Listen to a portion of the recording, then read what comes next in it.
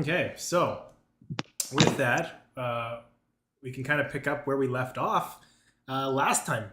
As you guys had gotten to Zadash, I'll give you the quick summary. Gotten to Zadash, took possession of the Silver Thread Citadel, argued over rooms for the better part of half the session. Went to the bar to meet with Elefante. Did not speak to Elefante as you chased some hoodlums out towards the north in a town of Vermilion, with the promise of potential loot, potential treasure to be had. Was there anything else that you guys remember, at least from your notes on last session, that you'd like to remind the group or bring up? Eric, in the book that I was reading, was Vermilion the city that is that disappeared? Yeah, it's not that it disappeared. It's all the people disappeared, right? The people disappeared. Okay. The city is essentially a ghost town and is no longer kind of on the maps. That it's just kind of been forgotten. Yeah. It's not that was the part I could remember. Yeah, it's not like the town vanished. Yeah. But the people went missing. Yeah, I have something in my notes about there was an explosion 170 years ago that damaged a mine and unleashed a feral creature. Don't recall feral creature part of it, but the That's explosion. why I was like, I'd have the 170 years in the explosion. Why did I write that? I think Did you just assume the worst? I don't know. I don't know where I got that from. I can believe it. I remember someone saying that, but I don't remember Eric saying that. No worries. Okay, so as you guys got to town, as you guys got to the town of Vermilion, you ran into a group of figures, the same group that you saw at the bar, with a couple of choice words. Agent Peach throwing a dagger at one of their horses, the straps for their horses, trying to cut it free. Release the strap, made a large booming bleeping themselves out, censoring themselves as they, I guess, threw some shade at this blue-skinned figure, this water genasi that's standing in the ruins. And with that, she leaned over to the ogre. Maggie, do you want to take care of these? Maggie, do you want to take care of these? And you see the ogre kind of tightening up the straps on their fists. Let's roll initiative. Boy. Do not bring out dice. All right, you beat this. Yes. No dice. And I'm going to toss you guys over the Owlbear link as I've got that set up for the group. 11. 7. Okay. Oh, it is not plus my bonus. I will go 12. 12. Okay, so I'm gonna go around Tiburon. 22. Ooh, nice. Okay. Is Cyrus. 13. Peach. 17. And Borge. 7. Oh, come on. Borge. All right. Okay, so Tibbs, you're gonna get to kind of the first crack of this. You see this ogre kind of strapping themselves in. If you can see the map, or at least the link that I sent to the group, you see this ogre kind of strap themselves in and looking ready to charge you guys. What do you do, Tibbs? Okay, so I'm going to go for the ogre. I'm going to hex it and then booming blade it. Okay.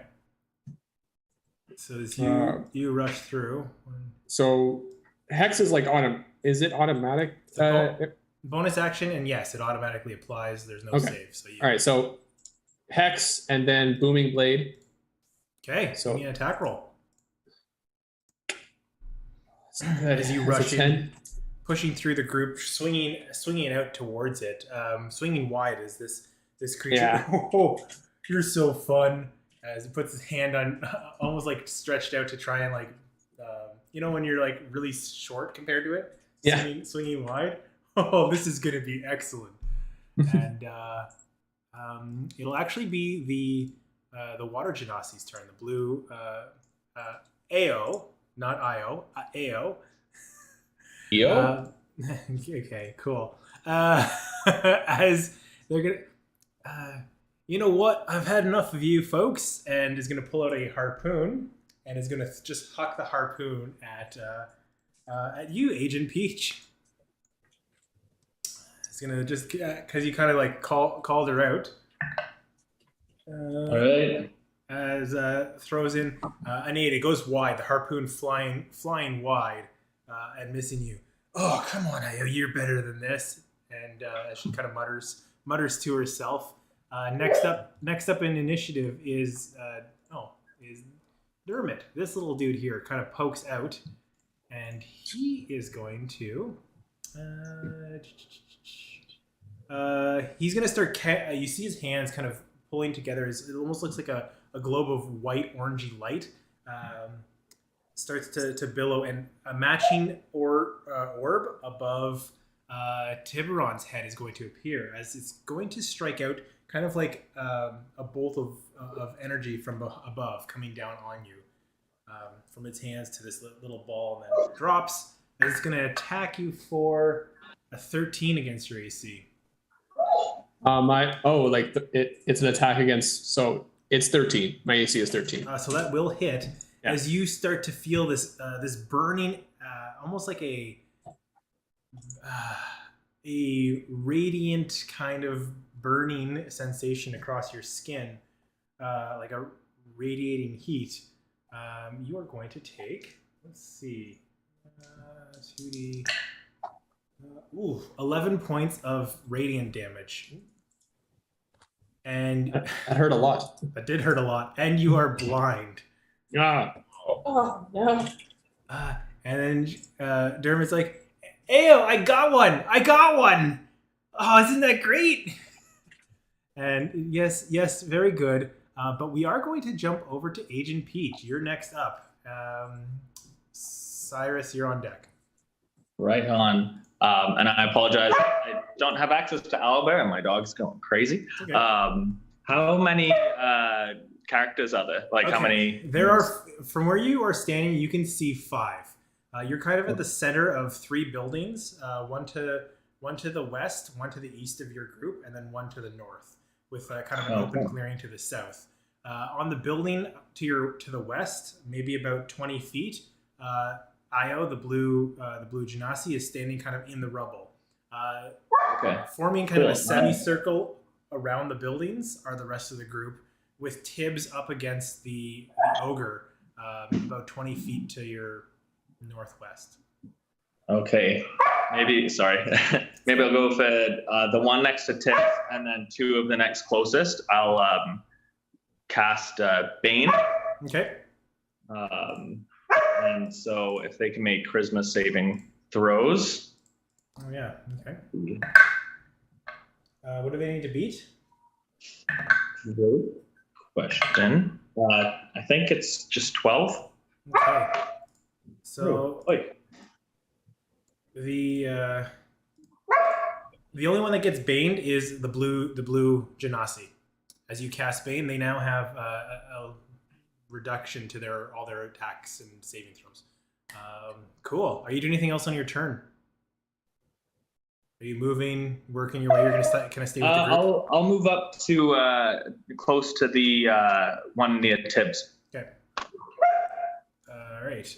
Next up, before Sirius, it is gonna be this guy's turn, and he's like, "Pardon?"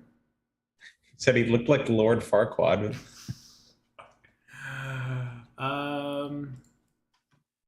As he's going to,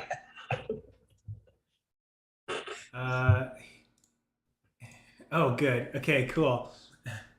As he's like, looks like you guys have got a good handle on it. Did you want me to keep looking for stuff, or? And Ao calls out, "No, damn it, Take them down. And he's like, oh, okay. As he backs up, pulls out a dagger, and then leans into a throw, whipping a dagger. I'm gonna say at Borge. I'm gonna get this wrong every time, and now it's a thing. I'm just gonna let you do it. All right, so it's gonna attack Borge with a. Ooh, that'll be 6. So you see the dagger fly wide as it drops to the ground near you, without issue. See, I'm better off looking for stuff, and with that, we'll take you to Cyrus's turn. Serious. You. Yeah. I was just thinking about what to do.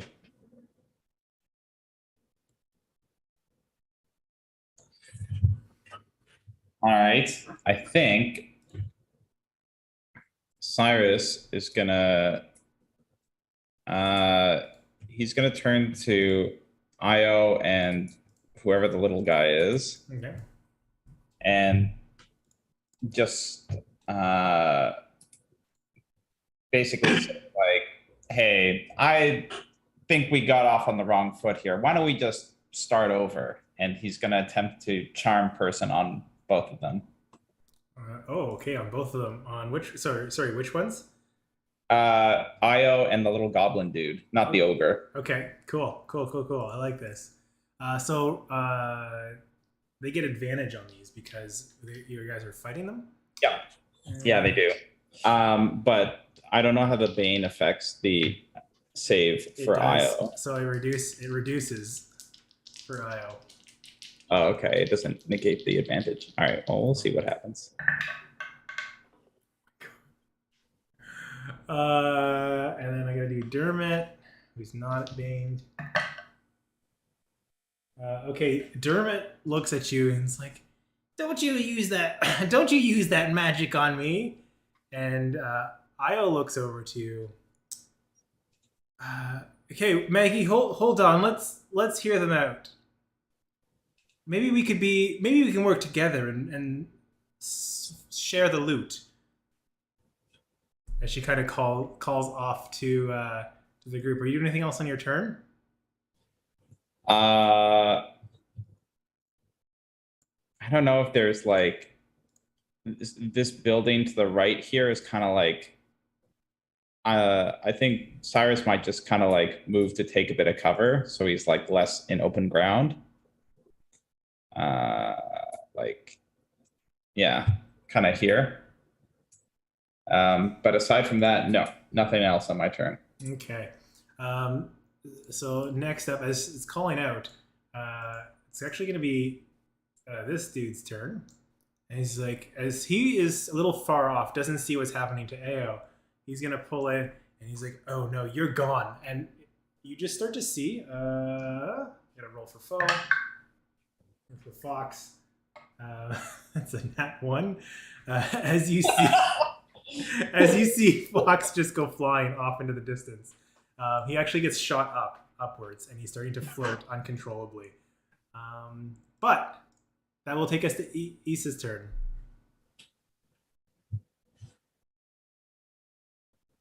Okay. I'm going to support Sirius in this. Yes, of course. Let's talk. We really started off on the wrong foot, but like lean in and summon Dominic. He's just gonna hang out back here. Okay. Make a persuasion roll to see how that adds into this. How this is going to play out. Maggie is going to go next. 10. Okay, cool. Maggie, are you sure you don't want me to crush this little guy? As she's kind of looking to Ao and is like, Ao's like, well, maybe we could hear them out. Just hold him steady and be ready to pounce. But let's give it a moment to breathe. We don't need to waste precious energy. Borya. Borg. Bo. All right, I'm going with it. Bo, what are you up to? Now, I think in when Issa was saying this, I think Cyrus would have just said, like, just don't attack her. Who? Io. Oh, okay. Yeah. Anyways, that's all. Actually, need to cast. All right. So I guess I'll say, what's it going to be, Io? Are you going to let our friend Fox down here, or? Well, let's. I want to hear your side of the. I want to hear your side of the story. This is a bargaining chip. We're all friends here, right? Well, a friend might let our friend down. Oh, that.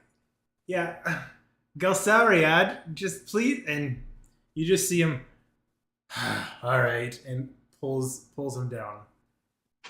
As he comes down in a huff. Gonna take a little bit of damage, but like just drops him down hard, but not like trying to kill him. Just kind of drop the magical effect on him. All right, fair. That's fair. Are we still in initiative? I'm going to hold the initiative if things go south, but for now we're in a phasey, Easy. a hazy part of this. So I'm interested to see what you guys want to do. Just jump in. Okay, so now that Dominic's summoned, I'm gonna ask him to like go around this little building that I'm close to and start searching the buildings. Okay. Because I should be able to see through his eyes. If you see through his eyes, you can't see through your own. That's true. Can I say to him, Dominic, tell me if you find anything shiny? Cool. All right. So while Dominic's searching, what's the group doing? I'm listening. I'm listening. There we go. Got there. Got it? Now, I'm trying to remember as to why we started to fight them to begin with. Wasn't this initiated by Agent Peach? Yeah, I think so. I remember being weirdly excited. I recall you being angry. I think they lied to you and you're big on truth, right? That's your whole deal? Mhm. Yeah, that's right. Yeah, what did they lie to us about? We were Scissors? probably, but we were in the tavern and we were talking about this mountain and they were saying like, oh yeah, don't go there. And then we found out that like they were booking it for this area and you were like, no. Right. They were trying to throw us off. Yeah. Okay, thank you for the catching up. Yeah. All right, I guess I'm still pissed off. What the hell are you guys doing here? We're here to stake a claim, if you will. Put our name on something grand, discover what happened here, or maybe find a treasure worth celebrating. And you're willing to lie your way to the top, eh? Well, we didn't want to split it with you, but couldn't help but hear you out now that we're all here. I don't share with thieves, and I just like take a breather to myself because I'm like getting all amped up.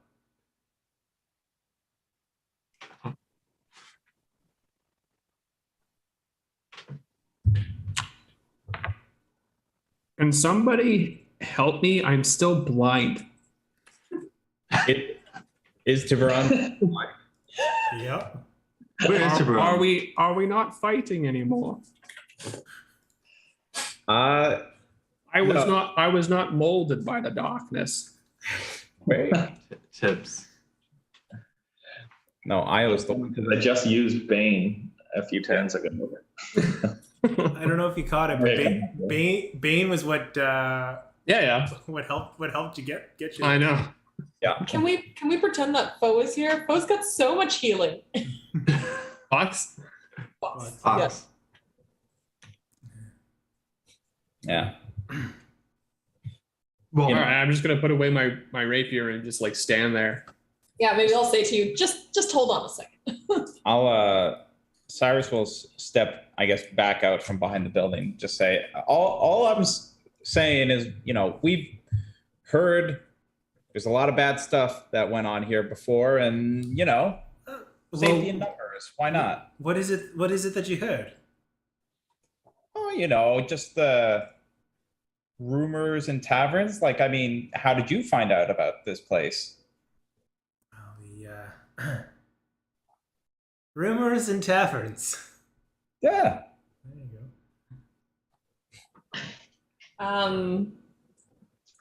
I'm gonna wander over to Tiburon and cast Healing Hands.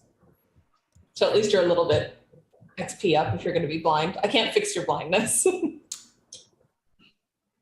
As you do that, Issa, as you walk over to Tiburon and you lay your hands, your eyesight starts to come back as well. So Tiburon can now see again. I don't know if Interesting. Zach can hear us or not. Mm-hmm. Okay, cool. Well, where are you gonna start looking? If do we divide and conquer? Sorry, wait, do we divide and conquer, or do we work it together?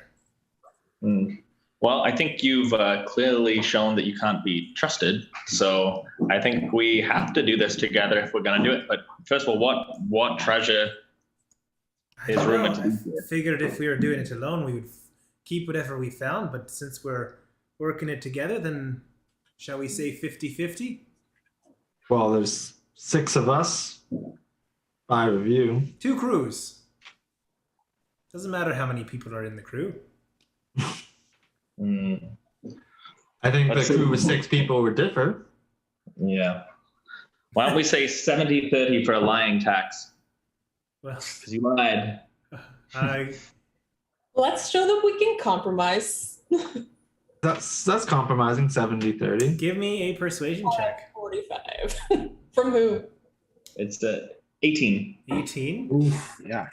And for the hell of it, I'll throw in some thaumaturgy to make my eyes glow like devilishly red, staring at them.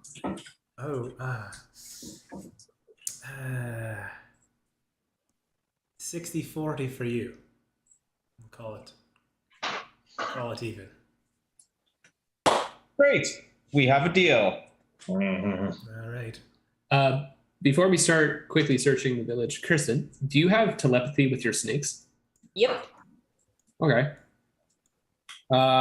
Who else wants to be telepathically linked with me right now? Because Kirsten and I can be linked, and then her snakes can be linked with her, and then we can sort of really fan out our search very quickly. I can only have one at a time. The advantage of the snakes is that like they don't know that it's also searching. I don't know. Okay, but you can still, your Yeah. telepathically link, I can link to you, and then like we can all go our separate ways. Who else wants to do that? If I can, I would. Sure. Yeah, sure. So let me just roll a d6. Maggie's like, okay, I guess I'll put him down as he like takes their hand off you. I'm still blind. Maggie, thank you. Dermot kind of steps in. Such a gentle touch. You're not blind. We said Oh, you're not blind anymore. Oh, thank you. Hey, you feeling okay, Ao? As she kind of starts poking. It's like, yes. Oh, yes. We'll make sure to be quick about it. I don't want to see you guys get hurt. As she's speaking to her own party, and the dark elf is like, oh, I don't think they could hurt us. But where to? As you guys kind of come to a tentative agreement. Yeah. All right. I'm gonna head to the main building at the north end. You going straight north? Straight north. Okay.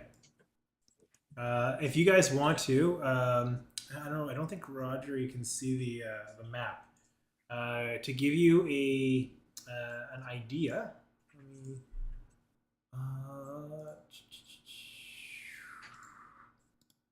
copy this and drop it in the chat. No, I don't want to do that. Here's a map of the town. Yeah. So, as Bo's going up to the main building, you kind of see yourself wandering towards what looks like a giant tree, dead, kind of leaning to one side, roots sticking out a little bit, and behind what looks like a large 2.5 story manor estate. It looks like this is probably the home of someone prominent in town. Of the buildings, they're all in ruins. This one certainly has damage, like the roof caved in, the windows, some of them have been broken out, but is largely intact and standing. As you're approaching, I'm going to ask, what is everybody else doing? So I guess, so first off, Eric, I don't know how to do this in gameplay, but like I think Cyrus would like to try and keep track of, like, you know, based on the sun or something like that, like get a sense for how long, or keep track of like how long time has elapsed since the start of this fight, if that's possible. Yeah. So at this point, you say it's about 5 minutes. 5 minutes have passed. I'll keep Okay. I'll keep giving. Yeah, I might just check in with you as we go, just to make sure. Okay, but I think Cyrus would then sort of stride up to Io and say, "Well, I'm glad cooler heads prevailed. Where have you started looking already?" Well, we've searched through many of these buildings near the front of the town, and we were working our way over to what I believe is the mayor's estate, that large building where your friend has seemed to darted off to. So we've really just hit a couple of places. We've arrived maybe 20 minutes before you have. Okay. How about you? Where do you think you're going to start? Yeah. I mean, Mayor's Estate's bound to have something useful. It's the biggest building around here, and from what we can see, like based on the map, it seems relatively intact. I'd say so. So far, it's been nothing but cobwebs and crumbly bricks. Not much to find in many of these homes. Eric, Yeah. I don't know if I can see it from where I am, but there's looks like an intact building to the right of the giant tree in the middle of the town. Kind of looks like an L piece. Bring your character there if you can. You'll be able to. I was just wondering if I could inspect this building. It seems like it's one of there's only a few buildings that aren't trashed. Sure. Yeah, that's where you're heading. I just want to get a sense, and you guys can all move yourselves where you want to get a sense of where you're going. If you're going together, or if you're going to different places, and then I'll go through each one. To the left of the mayor's estate, is that like a cemetery? Yep. I'd like to go there. I'd also like to say to the group, do you all remember that piece of pottery I got? It said something on it, and I don't know if it'll be relevant here, but maybe something to keep in mind. It said, "Hid from the eyes of mortals and gods, lies within Rollo's rot." Just if that ever happens to come up. Okay. Noted. Look for poetry. I'm going to leave my snake to double check those outbuildings there. Okay. Make separate icon. Yep. Okay. So the people who are telepathically linked with me, we are linked for about 5 hours. Great. And have a distance of about a mile. Both of you have a distance of a mile to me that you can go with, and we'll still be in contact. Okay. All right. If you guys are splitting up like that, Peach, where are you planning on going? I think I'm just gonna creep on Io. So if he's with Cyrus, then I will just stay a healthy distance back. Cool. It sounds like the bulk of you are going to go to the mayor's estate. We'll deal with that one, I think, last. I'll quickly run through the other two, and then we can tackle the mayor's estate. Okay, so Tiburon, Maggie, and Lord F accompany you to a rather large building. Looks largely intact. As you kind of push in, you quickly realize what this building is. aside from a sign out front that has what looks like a hammer etched into some wood with a wand etched across the other way.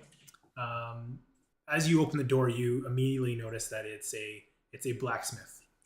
As a thick layer of dust covers the interior of this building, the forge is dormant, no fire in the corner. Everything is cobwebs and dust as far as you can see. The anvil and an empty quenching trough sit beside it. And there's a couple of workbenches and stools that have been scattered about. Some have fallen over.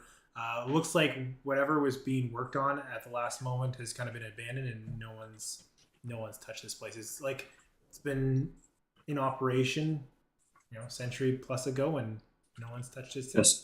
Just gone. Eric, can I look around? Anything that really catches my eye, but I'm specifically looking for any the thieves' cant language. Maybe it's been etched somewhere. Okay. Or any Elvish. I also speak that. Okay. As you look around, you don't see anything in particular.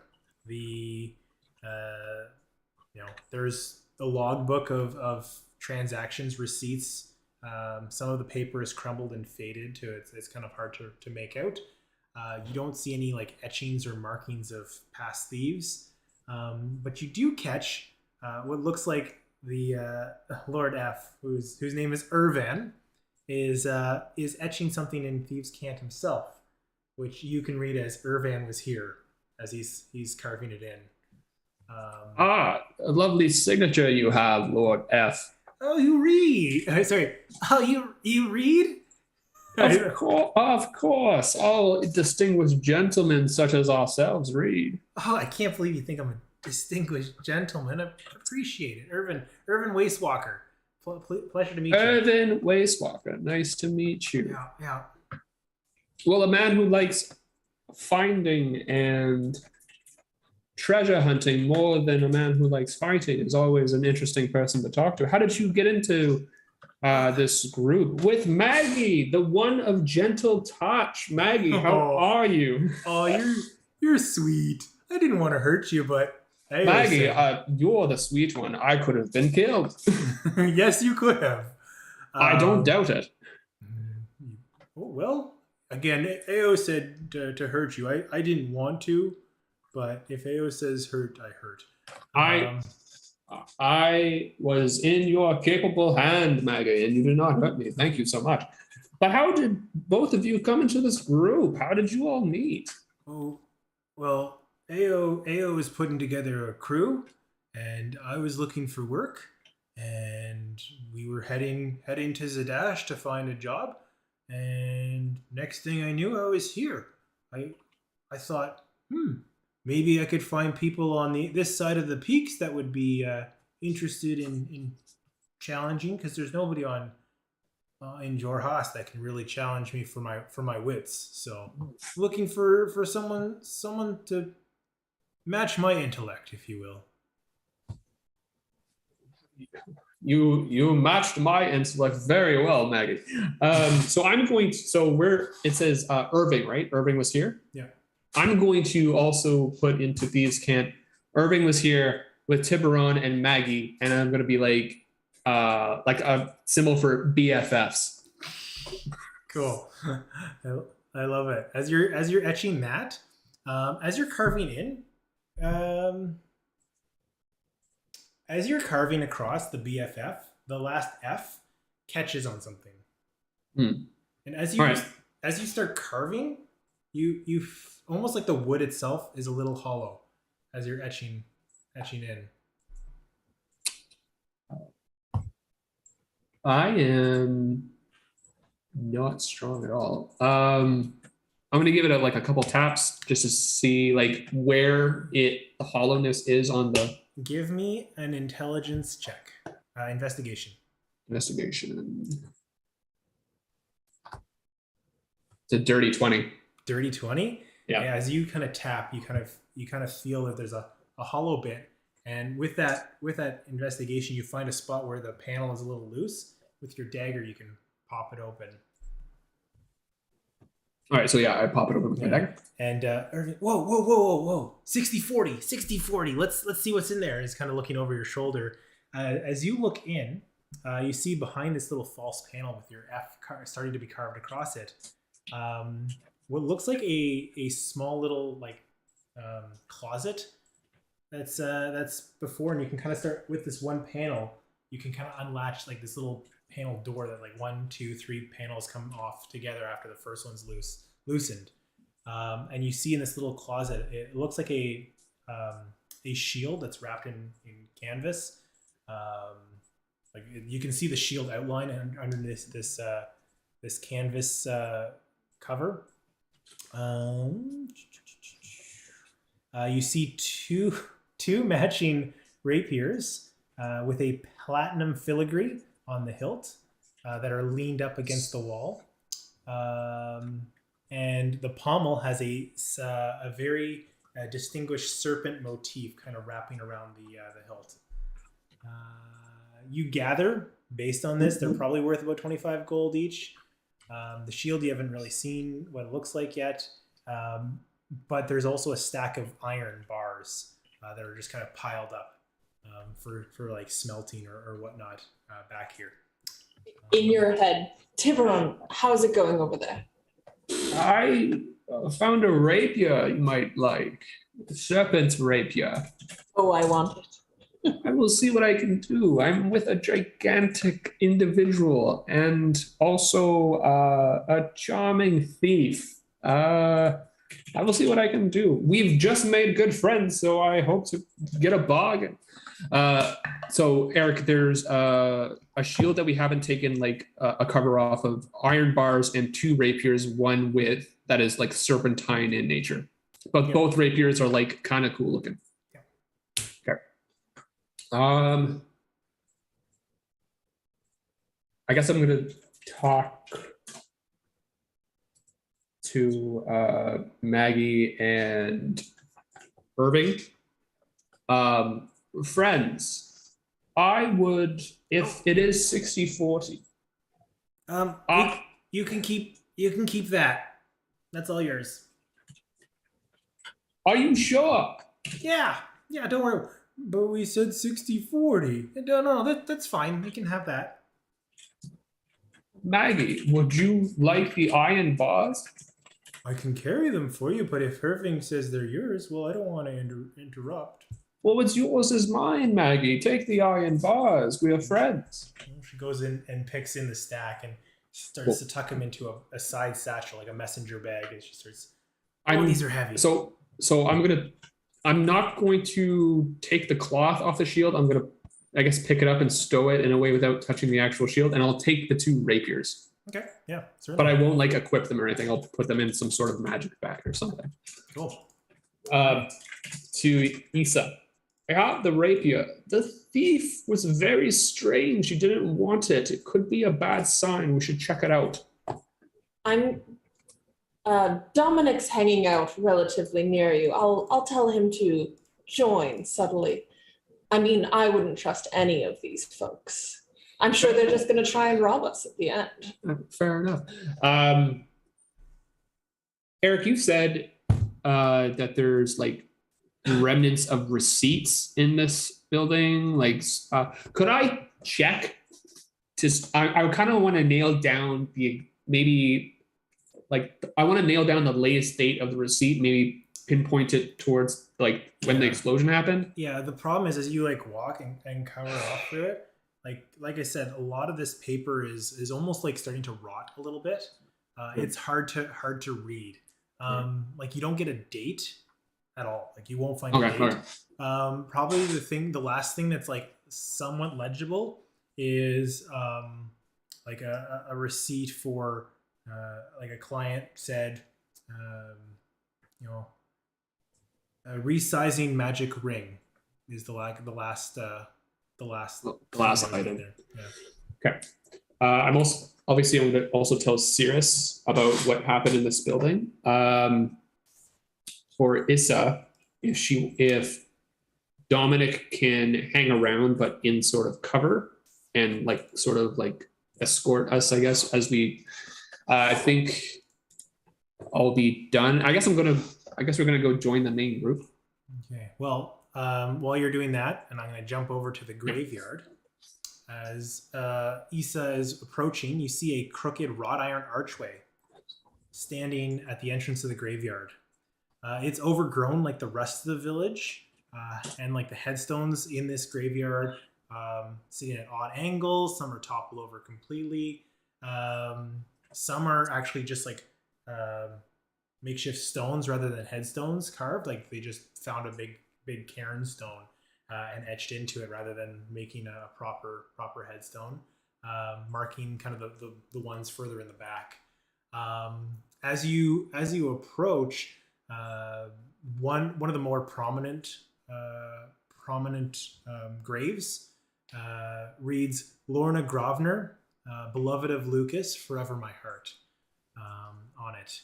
And you are standing in the middle of a graveyard as the drow.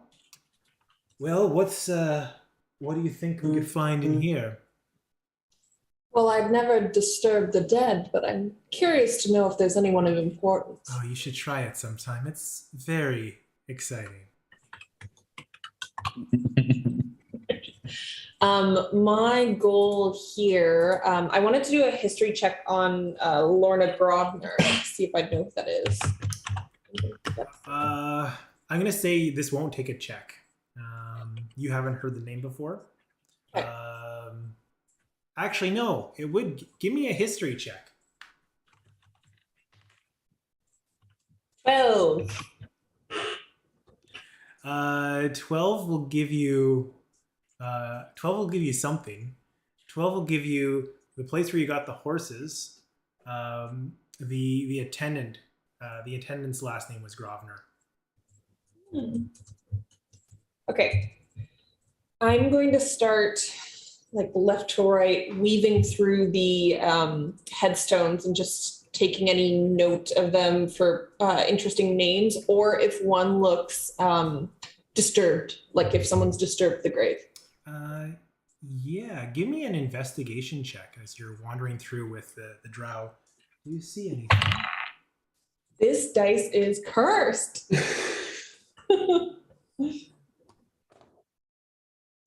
New dice. So what'd you roll? What'd you roll there? Sorry, I said it first. I didn't hear it. Sorry? 8? Yeah, as you're walking through, what you notice is probably more of a lack of information than information, as you notice there are no names besides the one at the center on any of these. And all of the dates are the same. What does the date read? What is the date? Is it 170 years ago? 169. As you are wandering through, you hear a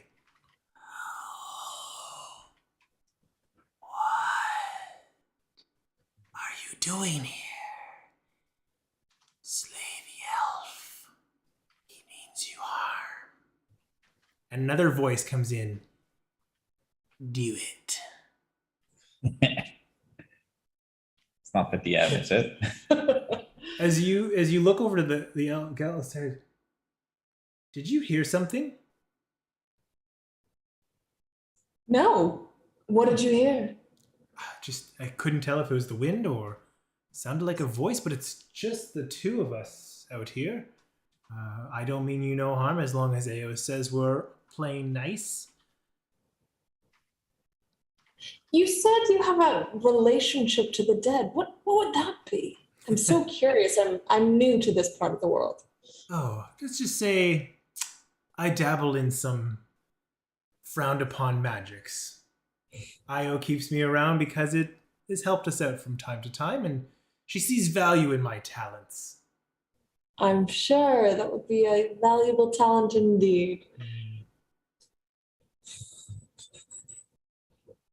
Is there any particular pattern to the arrangement of the headstones? No, you really don't get much as you're looking through. In fact, Galsariad, by the way, it doesn't look like there's much out here other than disturbing winds. Maybe we should head back to the group, as he's kind of already leading the charge, but it's up to you on what you want to do. How far away, like, can I wait till he's like 20 feet away, like enough of a lead where he hasn't looked back to be like, why are you not coming? I want to see if I can talk to the voice. Sure. As you are, here you go. Okay. What do you say? As he wanders off. What happened here? Like, that's what I'm saying to them generally. What happened to you all? What's gonna happen to you?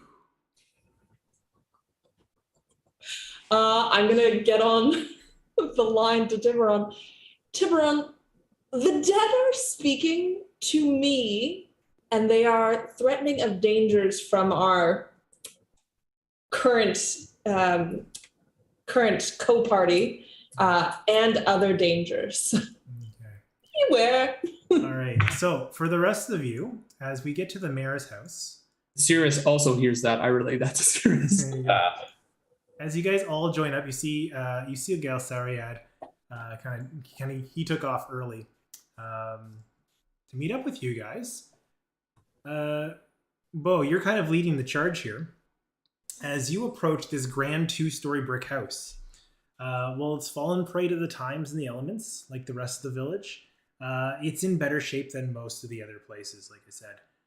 There are some heavy wooden doors that are flanked by windows that are dark, and a chimney that's kind of peeking off of the one end of the building. You notice the front of this building, some of the masonry's crumbling, but doesn't look anything with your keen dwarvish eye. Nothing to worry about, at least for now. Looks in good shape. The tree in front of you, like I said, is large, wide branches with no leaves,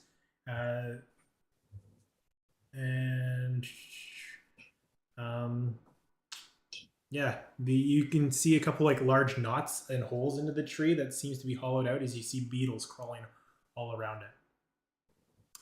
But with that, what's your plan? I'm trying to think, like, these things are kind of happening all simultaneously, but Yeah, that's sort of what I was wondering. Like, are we starting to explore the mayor's house, like just the group? Right, I'm gonna have the other folks join in as we get into it. So, what are you doing? I would have told the other two that the drow was a necromancer. Sorry, please go ahead. Cool. I am going to use my primeval awareness, so as an action spell slot, to sense whether any abbreviations, celestials, dragons, elementals, fae, friends, undead are present within a mile. Within a mile? A mile. I do not know how many or its location, just that there is something in the terrain. I love it. Yeah, as you kind of like, how do you reach to try and sense stuff? I want to get a picture of this. I get down on one knee and I put my hand on the ground and to sense, I guess, like the area. Okay. Obviously, kind of going like a meditative state. Yeah, as you kind of like put your hand down and feel it's almost like the earth is speaking to you, and you're reaching out. It doesn't tell you the number, location. Does it tell you like direction? It just says I can sense whether, not direction. I wouldn't know direction, but I think I would know what type of like thing I'm sensing. Yeah. So as you kind of get this like feeling in your hands, kind of like a taste on your lips. You're like, there are fae about. So I'm going to come out of this state and draw one of my swords and say, I don't think we're alone. Stay sharp, watch your back, and I'm gonna walk right into the building. Okay. Not waiting for anyone. Yeah, I guess I should have also said that there are fiends, but that's a less subtle thing that maybe you've picked up. I don't know if you used primeval awareness last session. I don't think you did. I didn't. It's the first time I used it. Yeah, but So for sake of simplicity, you pick Cyrus, Agent Peach. They would both give off a fiendish vibe. Oh yeah. Because they're tieflings.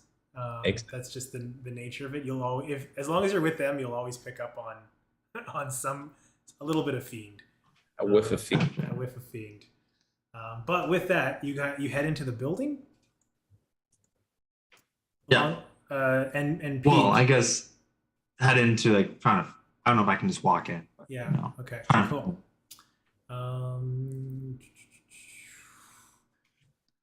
All right. As you walk in, the place itself is okay, front doors. The hall entrance. Dusk is covering everything in this wide hallway. You notice that the cloaks that are hanging on hooks on the left hand wall are all ripped to shreds from moths that have been eating at it, almost to the point where it's just like threads rather than coats or cloaks. To the right hand side, you see like a dark, gloomy kind of entrance. Like the light in here is not getting in from the outside of the building, so the rooms are kind of left in darkness on either side. And then there's a staircase in the center of this main hallway that leads upstairs. Yeah. What would you like to do? Oh, And Agent Peach and Cyrus, you're here too. So like any one of you guys can jump in. Okay. Sorry, I got this distracted. So there's a staircase up. Is there a staircase down as well? Not from where you can see. Not from where we can see. All right. I think Cyrus turns to Peach and Boreas and it's just like, well, guess divide and conquer, eh? Io, you want to come with me? We'll check the top floor. All right. Yeah. Certainly. I'll come upstairs with you. Yeah. Who else is going upstairs? I'll stay on the main level. Okay. Yeah, I'll go upstairs just because I think Io's the last person that I want to be left alone with anyone. All right. Wow.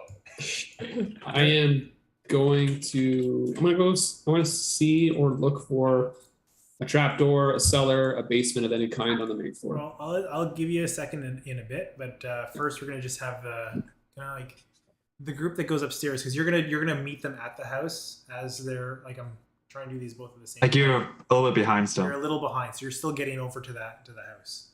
Yeah. So, Eric, can I get a time check out of curiosity? It's been about 15 minutes at this point. Okay. We're moving along at a pretty good clip. So on the main level, I'm gonna be looking for some sort of like office. Okay. Like where the guy would do the mayor would do his business or Okay. lord. Okay, so to the right, there's a doorway, and you kind of look in. I don't know if you've got a source of light or anything, but it's rather dark. Maybe 5 feet in front of you, you can see what looks like some parlor chairs, maybe like a meeting space off to the right. But it is too dark to kind of take a better look in there.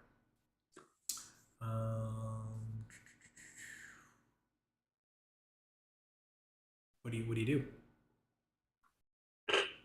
I'm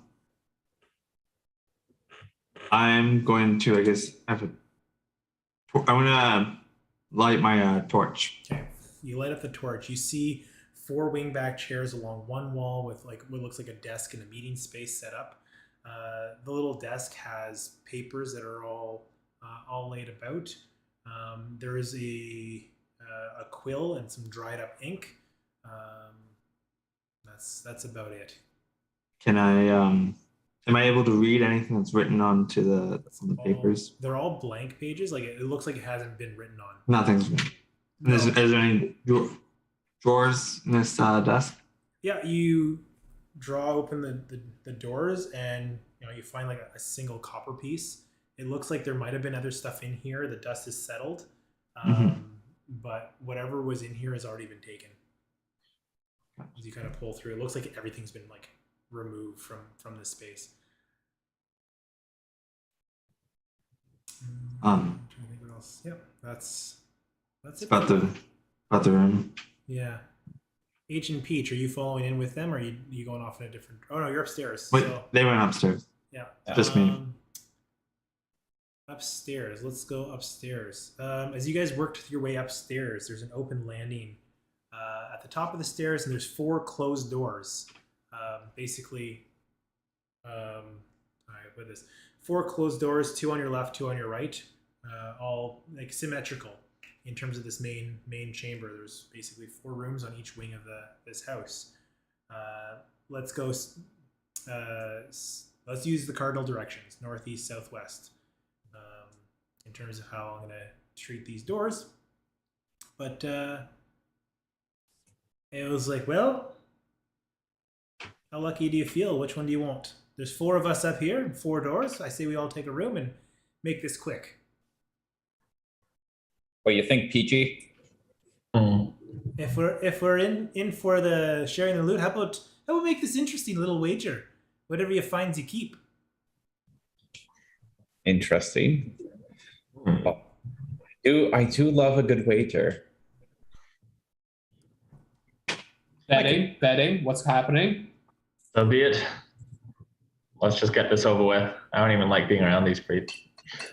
I say quietly. I don't even know who you're talking about now. Everyone but you. All right.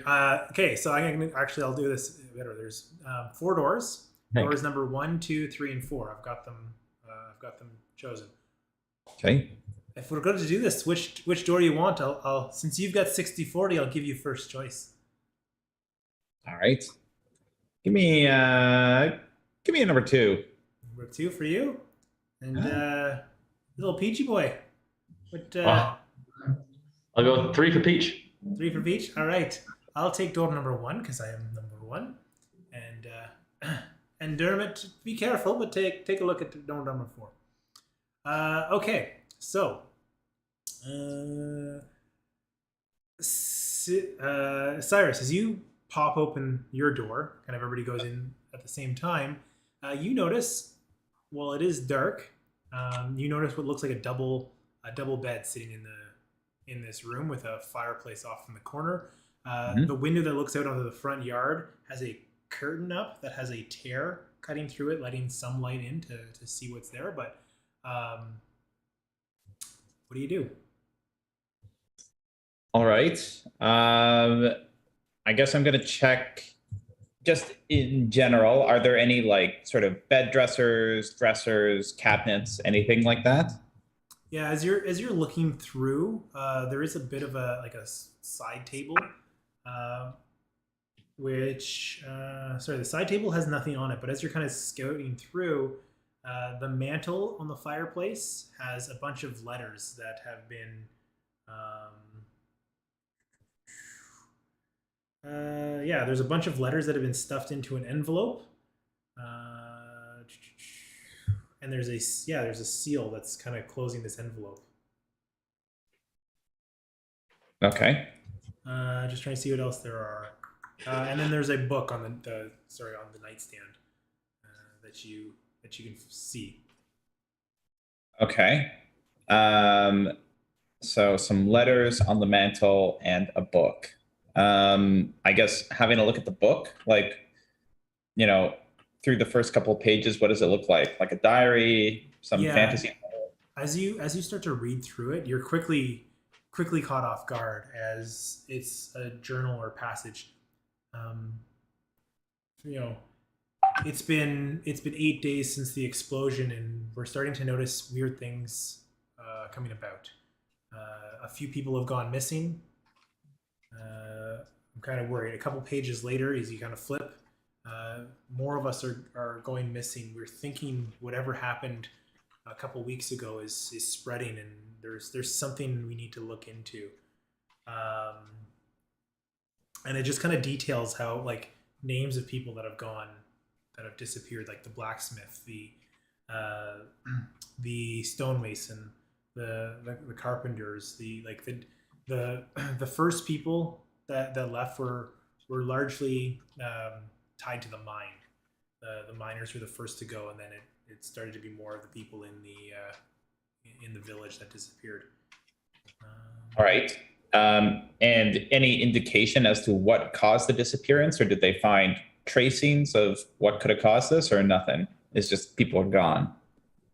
As you're reading through, looking for kind of that, like, one passage that you note is that the mayor's writing is like, it seems that, from what I can tell, people that have had nightmares tend to disappear in the coming days. It seems to be consistent with those that have come talk to me about their ominous dreams are quickly lost to whatever is taking them.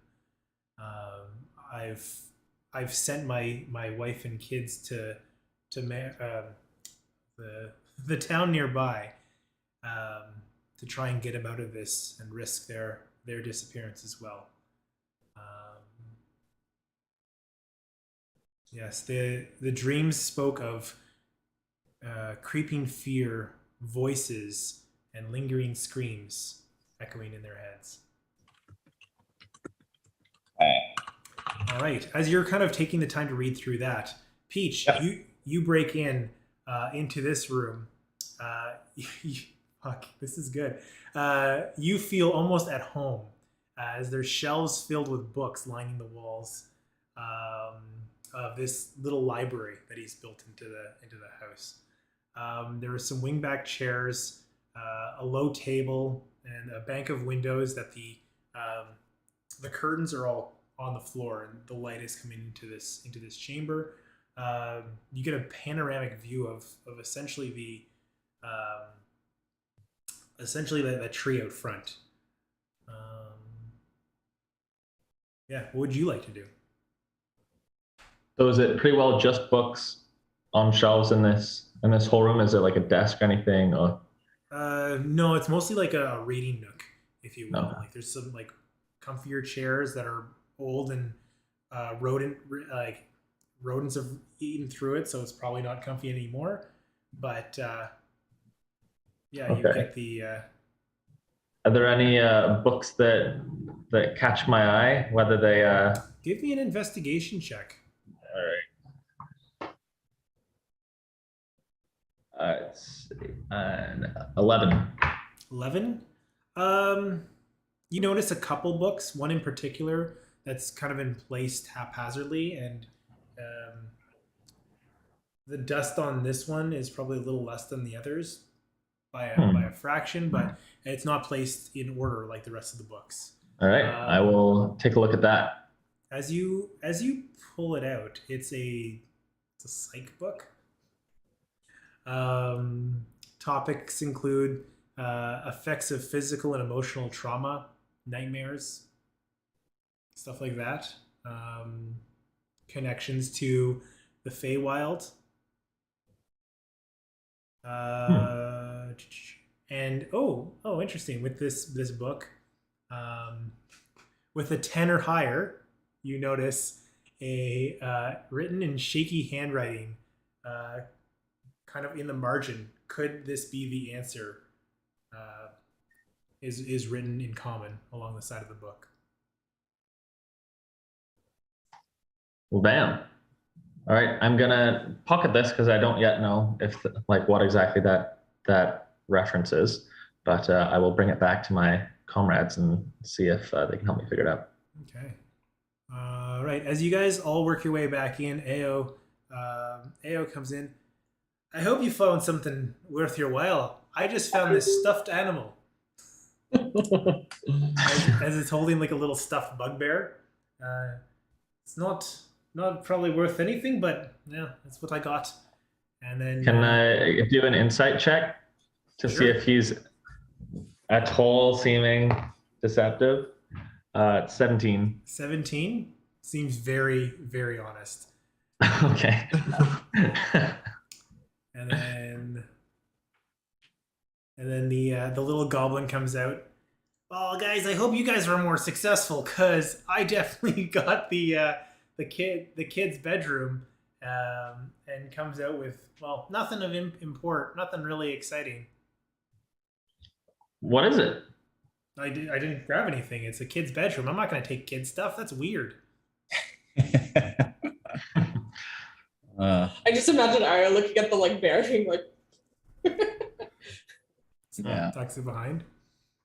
Yeah. Well, Let's go check in with. Let's go check in downstairs because I don't think there's anything up here. no treasure, I suppose. Does the bugbear like Stuffy look like a kid's toy? Yeah. Why don't we put that in the kids' room? It's probably meant to be there to begin with, right? Can we just do that? Put it in the bed? Give me a persuasion check. All right. I'm gonna say I found it. I keep it, but Can if you want. Yeah, just 11. I just sensing some spooky stuff around here, so 60-40, and this will be my 40. okay. That's it. You enjoyed that 40. There you go. Don't let me stop you. All right. Bo, as you're kind of working your way through, what would you like to do next as you're working your way downstairs and you hear the footsteps of Galsariad, Maggie, Tiburon, and Irving coming in as they're walking in. I guess so. I'm just coming out of the room. Found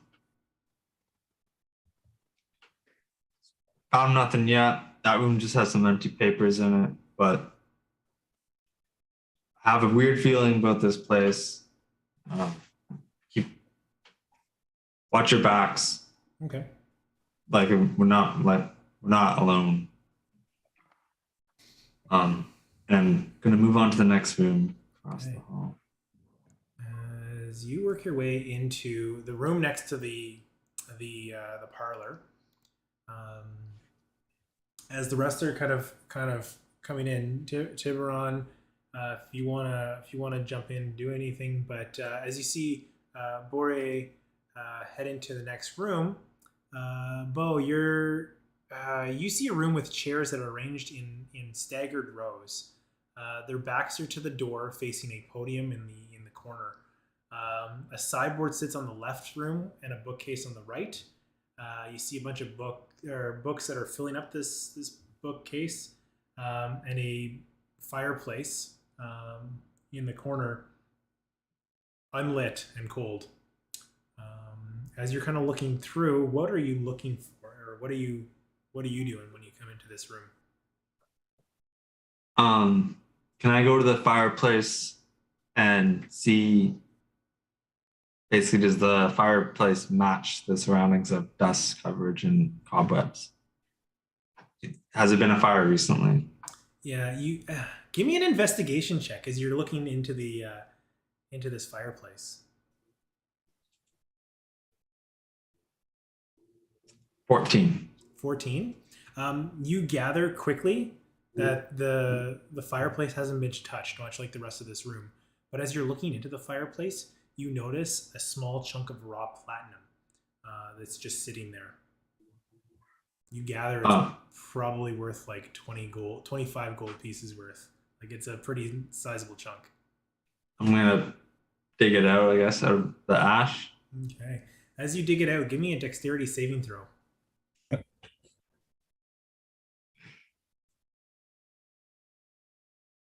8.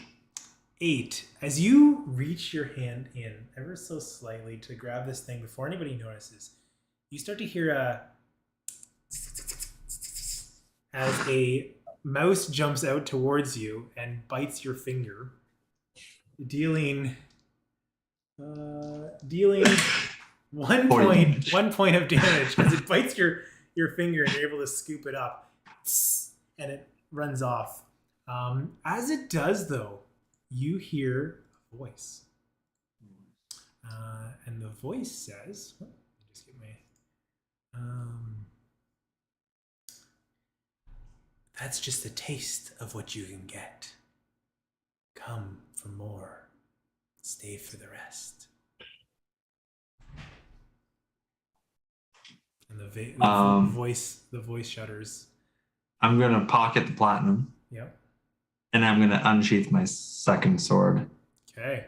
And say, I guess I know it's a fae. I've dealt with you guys many a time. Bring it. I guess. I don't know. Interesting. Anyways, I basically I'll challenge the voice. Okay.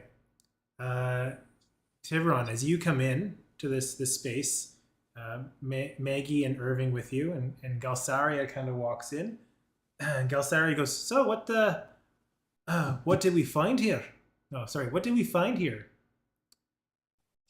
In here? This is to Tibbs. Oh, that's it. As you see the four from upstairs coming down. I don't think I've found anything. I don't think I've been able to do an investigation yet. So what are you saying? What do you see here? I'm going to. I want to kind of feel around the walls because I want to see if there's any trap doors like there was in the blacksmith armory place. Okay. Give me an investigation check. Dirty 20 again. I find all the things. Funnily enough, in here, as you're kind of looking through, even with a 20, you notice that there doesn't seem to be any hidden compartments, hidden things. There's as you kind of work your way through some of the paintings, you're like, these are actually pretty pricey specimens. They're large, difficult to carry, but could be worth something. Is there any thieves' cant at all that I can see? No, there's none. But while this is going on, we turn our attention to the graveyard. As Issa is by herself, what was your plan of action? I wanted to ask the spirits two things as I kind of like moved, I would say about 10 feet back, because obviously they can talk to me wherever. I wanted to say, how do we protect ourselves from what happened to you, and what secrets does this place hold? Like the question being like, where's the stuff and what's going to happen? Yeah. As you ask the voices those questions, you get the answer.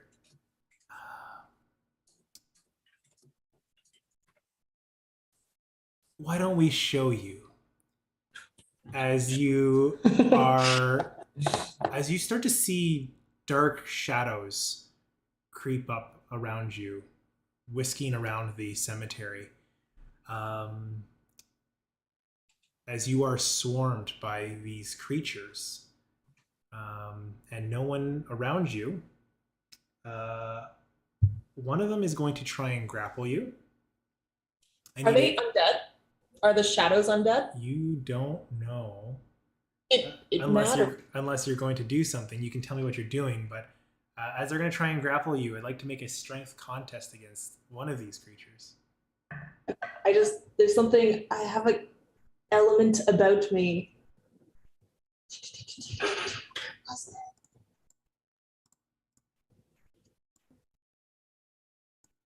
If an undead targets you directly with an attack or spell, that creature must make a wisdom saving throw.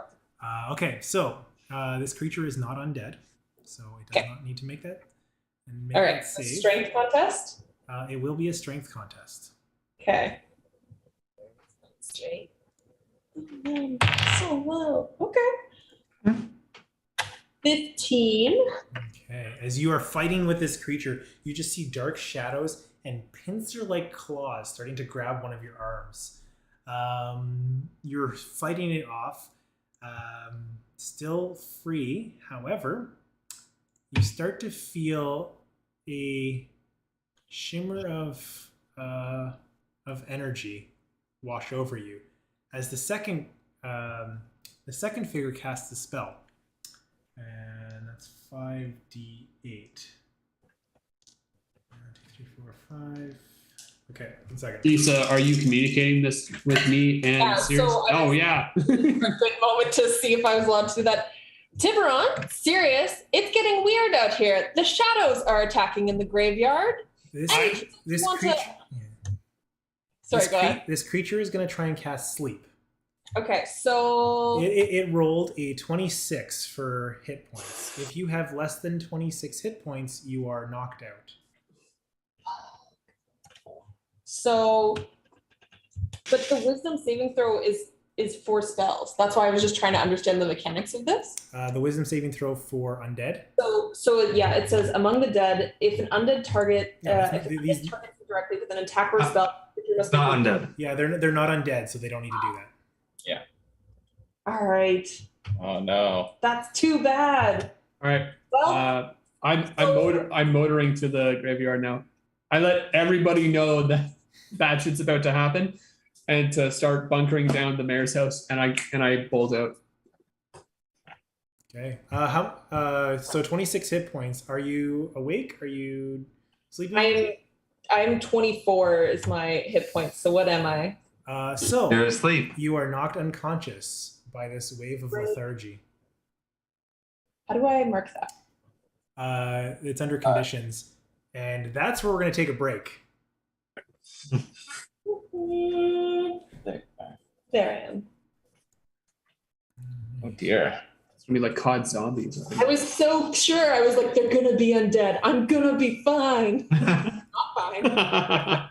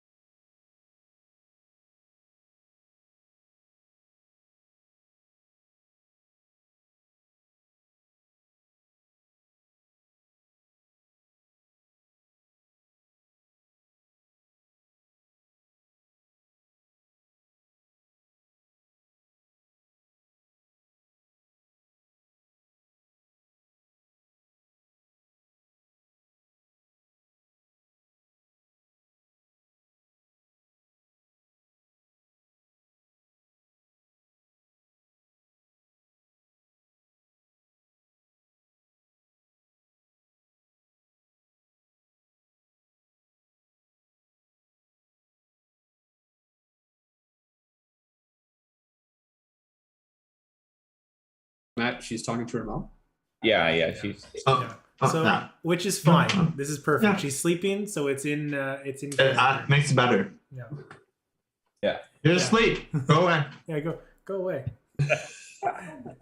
So, as you guys all rush to the cemetery, Sorry, I'll call you back later. Love you. Bye. it's okay.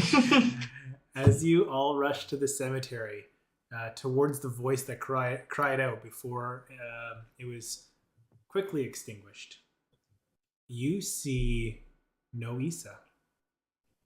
Rather, you see drag marks across the earth.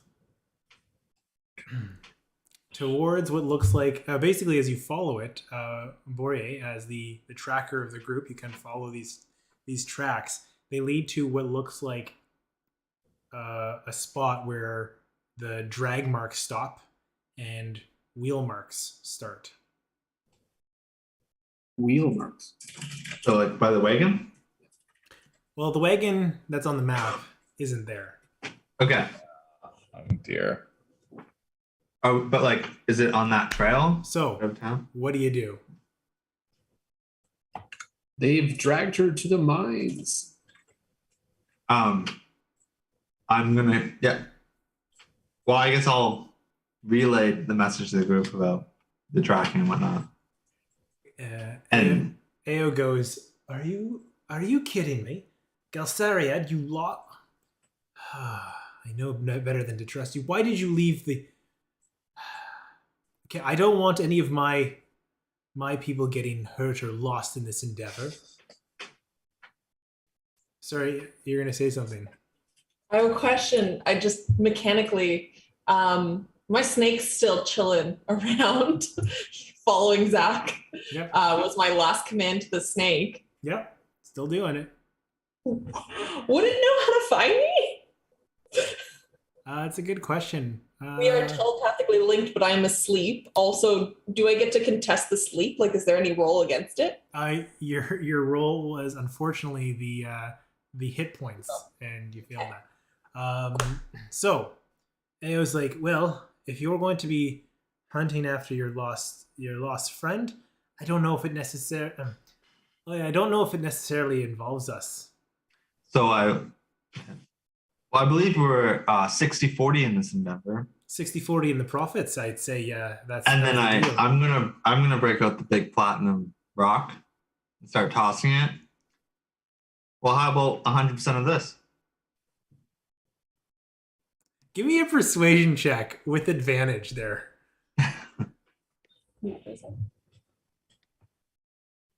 Not 20 on the first. We're Oh fine. fuck. Well, you son of a bitch, I'm in. And with that, all right, you heard it, crew. Let's go. And they say lead on to the group. What are you guys doing? I guess let's go to the mines and get east. Yeah, like follow the tracks. Yeah. Okay. And I'm gonna lead down the track. Okay. As we're going, can I just chat with Cyrus and also be kind of speed reading through this newfound book? Sure. Yeah. All right. On your mind. Yeah, well, so I found this book, and it talks about nightmares, and there's a message inside saying that this might be the key or something like that. Any idea what's going on? Like, what did you see when you were looking? I'm just trying to put this all together. It's about the same as was in this. Well, so I guess Cyrus is just looking to see if like are any of the other group like paying attention, like or listening as I think everybody's rushing pretty quickly, so there's not a lot of time to focus on you guys. So you can get a little moment to yourselves if you wish. Yeah, say this is about the same as what I've got in my in this journal of the mayor's. I've also got these letters which I haven't looked at yet. But maybe there's something in there that we should look at on our way to wherever this mine is. Okay, that sounds good. So Eric, how many letters are there? There's like a couple. So as you're looking through the letters, here I was trying to set up the next map. Yeah. As you guys are looking through. God. Okay. The yeah. So as you're looking through, there's a bunch of letters stuffed into the envelope. The letters are basically it's addressed to the mayor of the town nearby, asking for help, assistance, soldiers, looking for information, or not information, but aid, healers, things like that. Anybody that's skilled with magic is what those letters contain. Okay.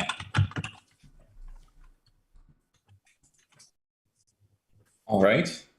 So, yeah, seems something mystical's going on here, but they didn't, and something to do with nightmares. But beyond that, I don't know if I know of a creature like that. I guess, would I know of any creature that's related to like nightmares? Give me a nature, or Nate, give me a nature check. I think that'll be the best. Can I also do the nature check because I'm telepathically linked with Sirius? Sure. Although I think If he's communicated with Disadvantage? well, I don't think I'll do that. Let's start with Cirrus. Cirrus knows trees real good. It's a 9. It's a 9. You've heard of stuff. I've heard of things. Yeah, like you've heard of like, the world itself has monsters. It'd be pretty easy for kids to have monsters if they're nightmares if they've seen monsters. You gather there's definitely creatures out there that could influence psychically, much like your compatriots can communicate psychically. So it wouldn't escape you that that's possible, but you can't, in the panic and rush, you can't key in on something particular. Okay. Unless you're going to ask anybody else to try and see if they, like, if you're going to pass that note of information on, if anybody else knows about it, I can let them roll as well. Yeah, I mean, I think Cyrus is trying to be a bit discreet. So I guess the only one he'd really communicate that to is Tiburon, because we're still linked telepathically. Yeah. But I think outside of that, no.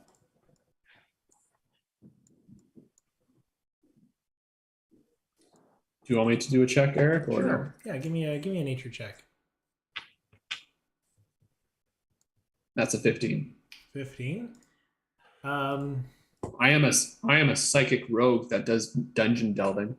Yeah, as you are chatting telepathically to each other, while you haven't encountered something like this before, you've heard of something like a fairy tale that spoke of something called a mean lock. A mean lock? A mean lock. It's some sort of like fey creature that has come across the plains. With a 15, you've heard of that name, that creature. It's a insect-like, a vermin, if you will, that's kind of infested areas.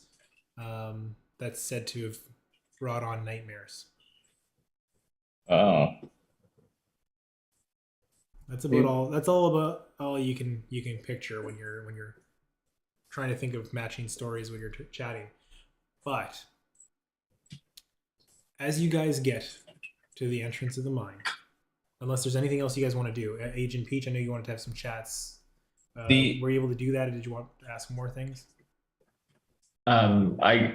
I guess if that's something that Tiburon had communicated with Cyrus about a potential like rat vermin psychic creature, I guess just if I can be skimming through the book to see if there's anything at all about that, or how. Yeah, so like I see what you're saying, Roger. So if like he like was like, "Hey, what have you heard about this?" And then I was like, "I have heard of this thing," and then I communicated back to Cirrus, and he was like, "What about this thing?" Like it's Yeah. probably like it's from his own thoughts, kind of thing. I'll check the index.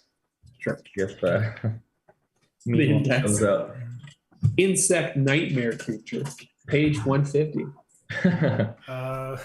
So you're looking through the book. Give me an Yeah. investigation check. As you're flipping through, while you're running, I'm going to say just an investigation check to see if you can find Dirty 20. Dirty 20. Yeah. As you're working your way through, you do find a page on nightmares, and one of the pages has a picture of what looks like an insect-like creature that's referred to as a meanlock.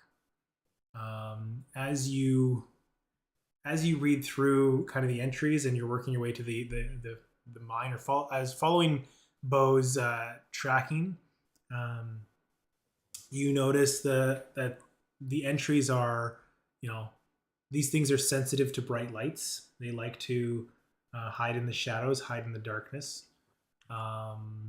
They prefer to live subterranean. They tend to appear near a thinning of the realm between the Feywild and the material plane. And then the last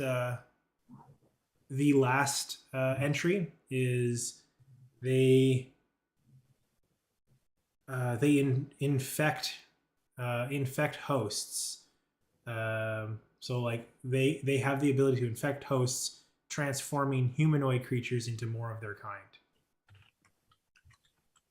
Okay.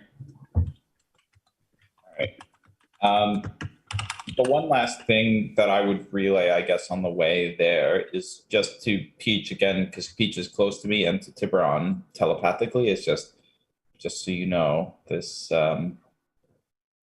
fragile alliance with the other group may not last forever. Yeah.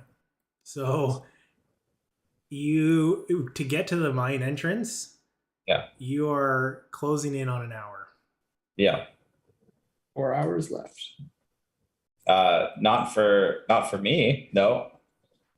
We are just about out of time. And it's just about at the time that you guys get to the front of the mine entrance as Ao is like, Oh yeah, I forgot. oh, what? Oh, I got a splitting headache. What did? So what? 60-40, right? It's what we said. Yes, I think that is what we said. yes, of course. As you get a little look to you, Cyrus. All right, lead on. Understood. All right. So you find yourselves at the entrance of this mine. The mine is dark and damp. You hear sounds of dripping water echoing from deep within. The light is fading faster than it should. As I don't know if you still have your torch with you, Bore. Oh, I had a new one. You light a new one. As you light a new one, the light seems to shroud and doesn't push as far as it normally would with this torch. The torch itself is fine, but something is keeping things dark in gloom and shadow. So, what do you guys like to do?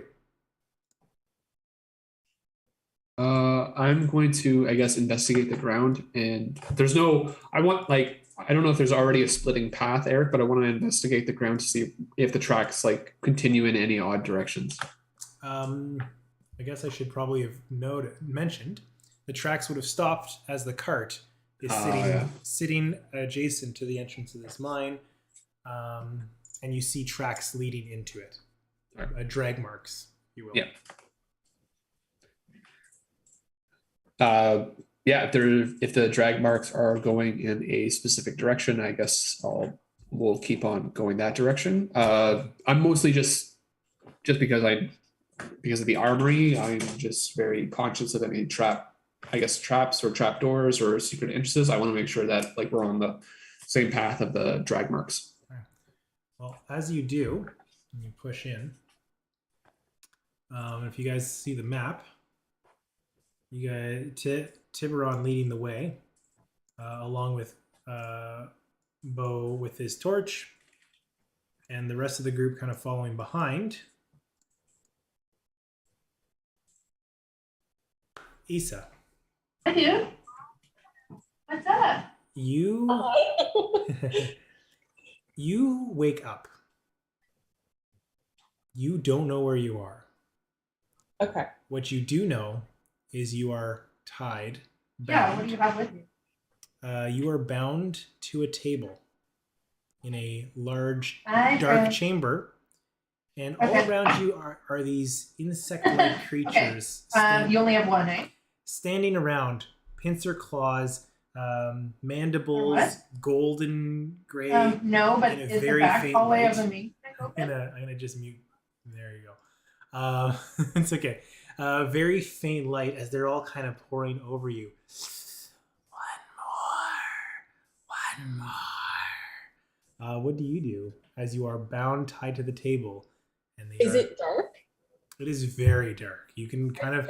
It's almost like you can just see as they're like within centimeters of your face.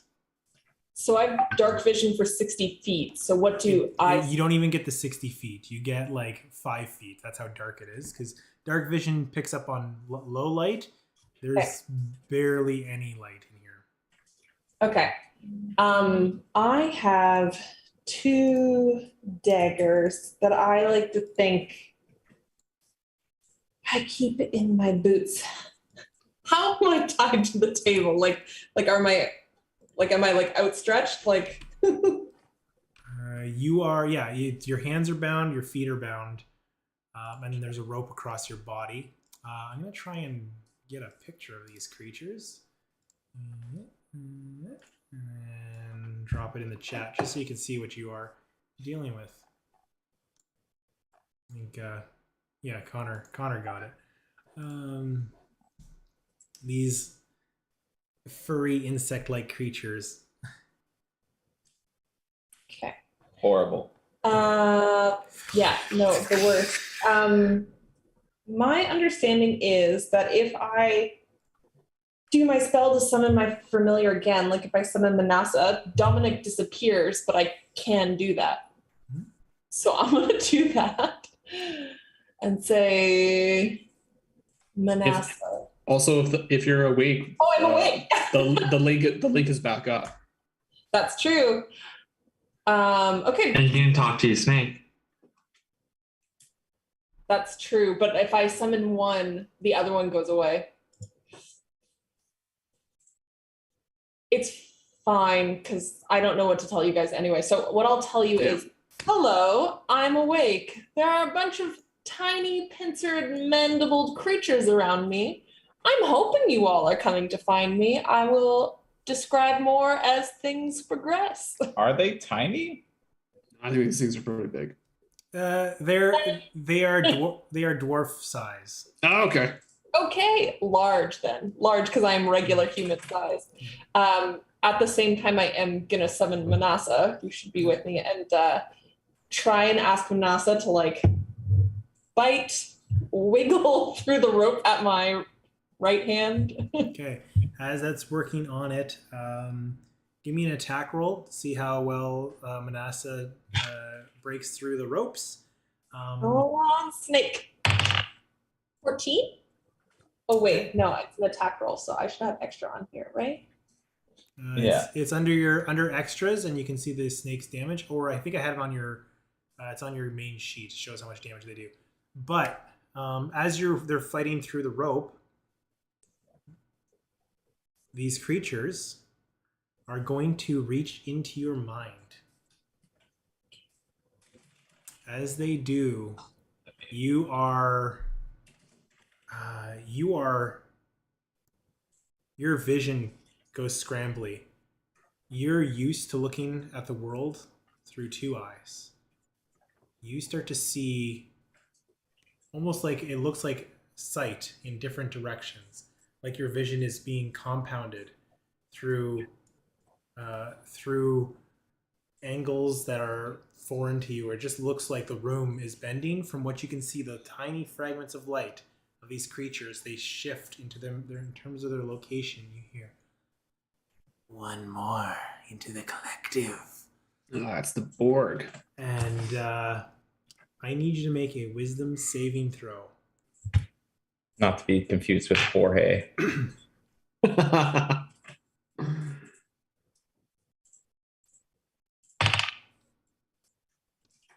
11. Wisdom save is Oh, wisdom save. So 13. 13. Yeah, always Just shy. Aw. I'm the Princess Peach. You take 8 points of psychic damage, Yikes. and we go back to the group. What's the group doing? So I guess I relay all the information and Would have gotten this too. yes. All right. So hearing the information, I'm just gonna take out in full sprint. Yep. So it looks like we're coming up to a fork though. Yes. So, Okay. which way do you go? Left or right? As you're working. What do the tracks look like, Eric? I investigate the tracks again. As you come into the cave, the tracks start to fade. Looks like we have to split here. Okay. Al, you come with me because I don't trust. Yeah. Sirius, go with Maggie, you go with the other group.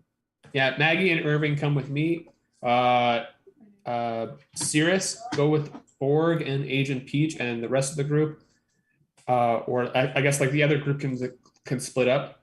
It's just the best way to still be in communication with each other. How about you guys move to where you want to go? That'll be easiest on the owlbear. Agent Peach, who you going with? Oh, let me just go down.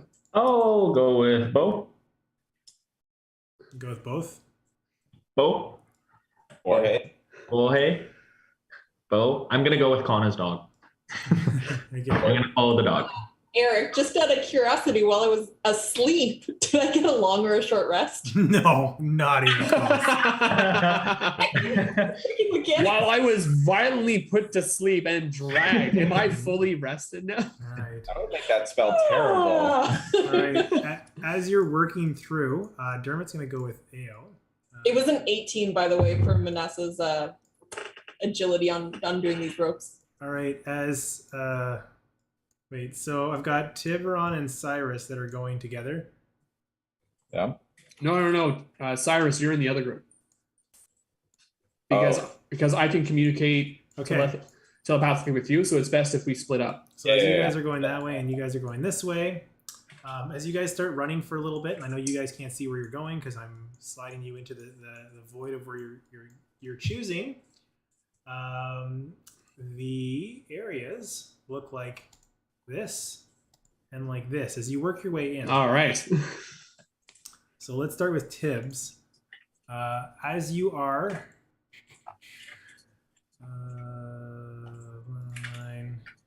Like I was just me and Fox. Yeah.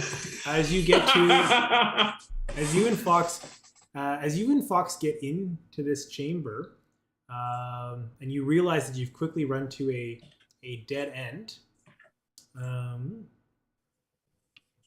What do you do?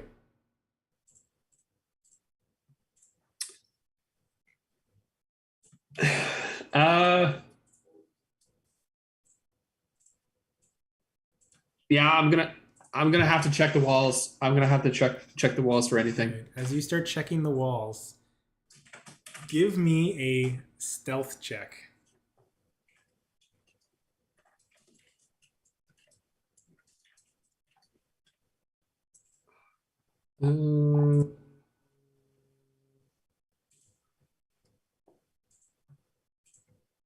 That's a 10.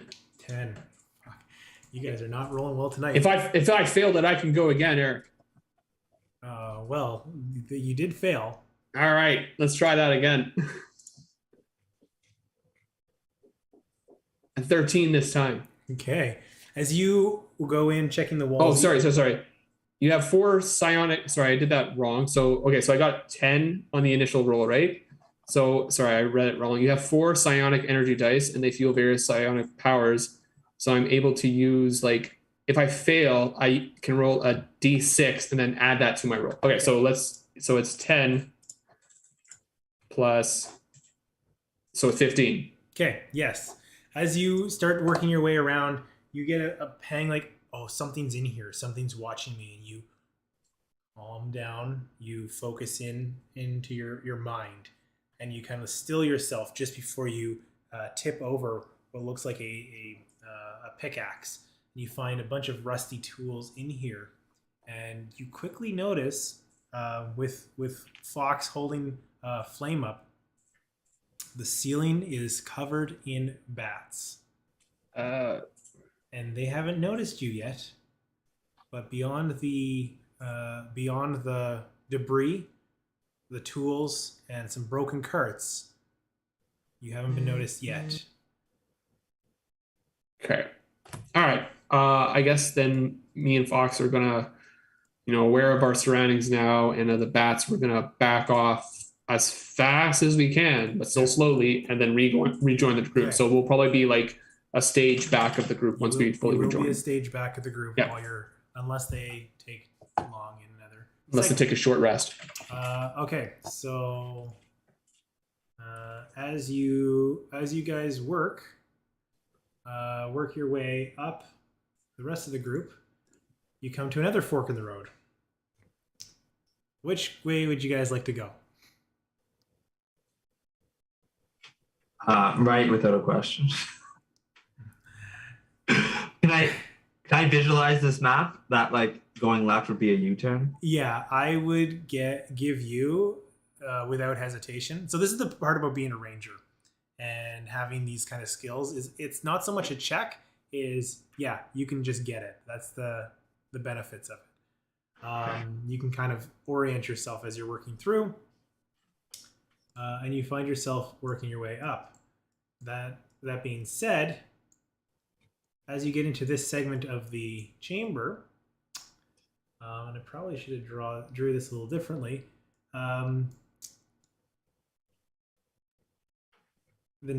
So as they're catching up, the next segment leaves you. Next segment leaves you to what looks like a cave-in on your left. You can only go right, and you know that. But as you are exploring the cave, or as you come up to the cave-in, you see mounds of broken rock. And what you see is a hand sticking out of the cave-in, of skeletal remain hand, with like the skin is mostly rotten off.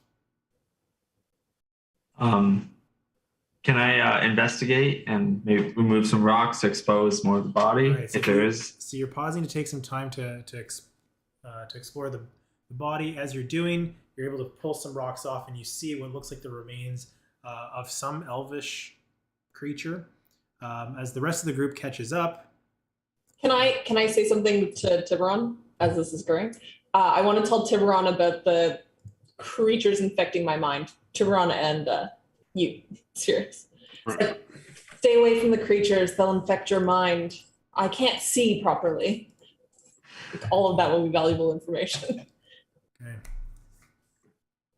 So as you pull this off, Galsariad's like, "Well, if you don't mind, I could be of assistance here." Be quick about it.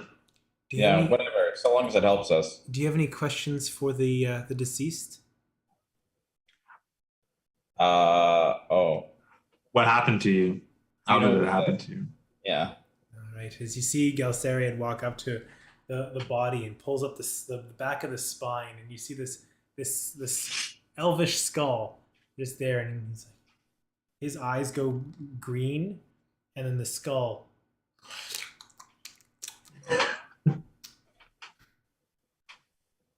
And you ask what happened, and it goes, I was crushed by the rocks, trying to escape.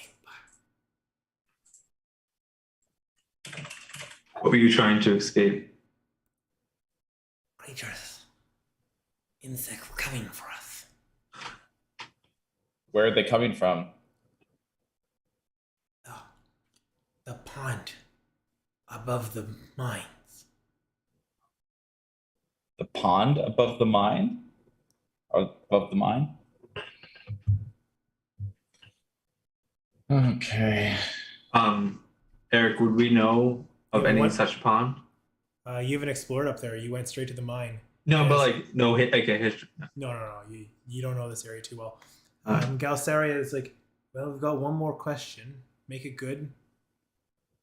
So, Eric, just to backtrack though, the tracks that we saw did like go into the entrance, but then they kind of petered off. Yeah. Yeah, okay.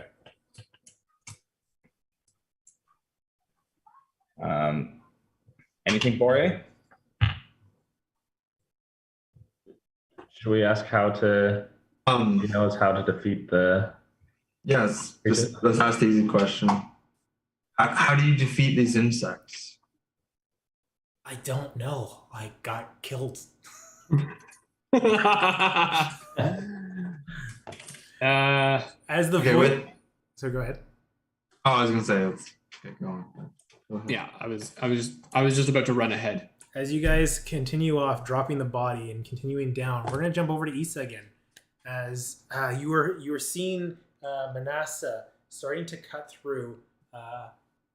cutting through as these 4 mean locks are working on your body, starting to jab into them with your claws. Your vision, you see almost like you're looking out of 8, 9 different eyes.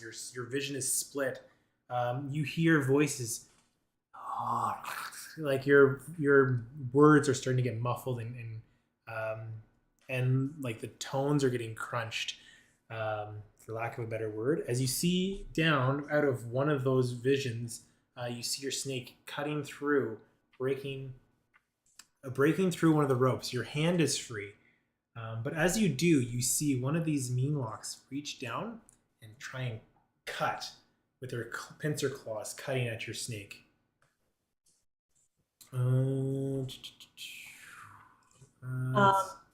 What is the AC of Manasseh? Great questions. Extras. No modifiers, right? Just straight. It's 12. 12? That's a 10. So Manasseh's able to slide away as it cuts, missing it. But you see one of them has drawn attention and focus on your snake, trying to get at it. While the other 3 pincers reaching in, you start to see these not the mandibles, but the antennae starting to puncture into your skin. I'm gonna need you to make another wisdom saving throw as you're trying to fight these things off, as you're struggling against them. Not the right die. That would have been bad. Oh, wisdom could have been a way better stat. Oh, for saving throws though. Yeah. Great. Okay. 17. Okay, you're able to fight them off just a little bit. That whatever they try to infect you with hasn't pushed into your mind completely. We will, unless you're gonna do something else quickly. You've got like half an action. We're gonna jump. I'm jumping back and forth here. I was planning to do something. You've got 1 arm free. I wanted to clarify: is what they're infecting with disease based? No. Great. The other part of this is I was gonna cast. Better to get my arms and legs free, or is it better to fly?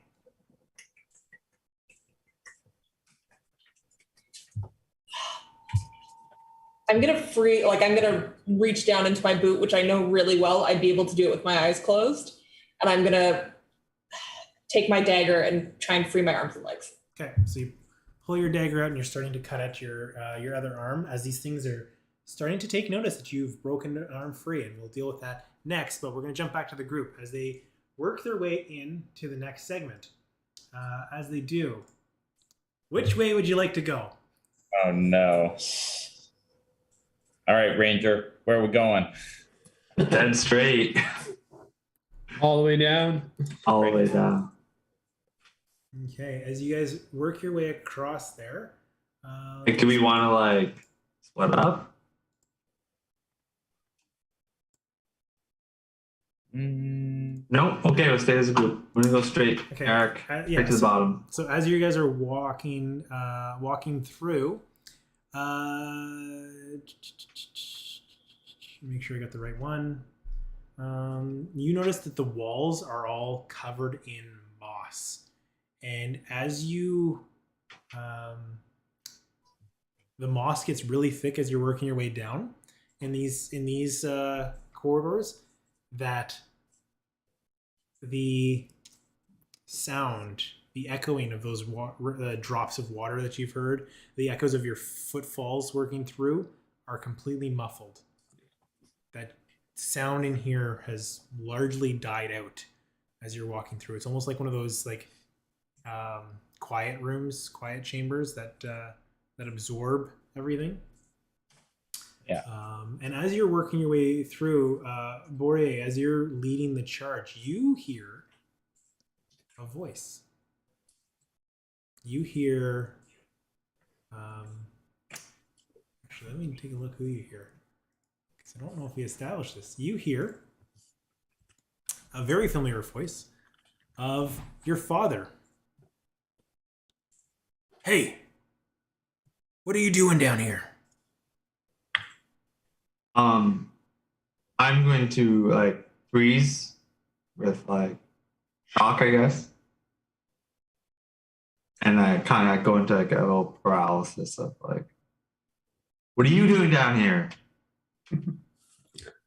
I'm making sure that things are safe. I don't want to see you get hurt. Get out of here. That didn't work last time. I need to help Lisa. You don't need to help. She's gone.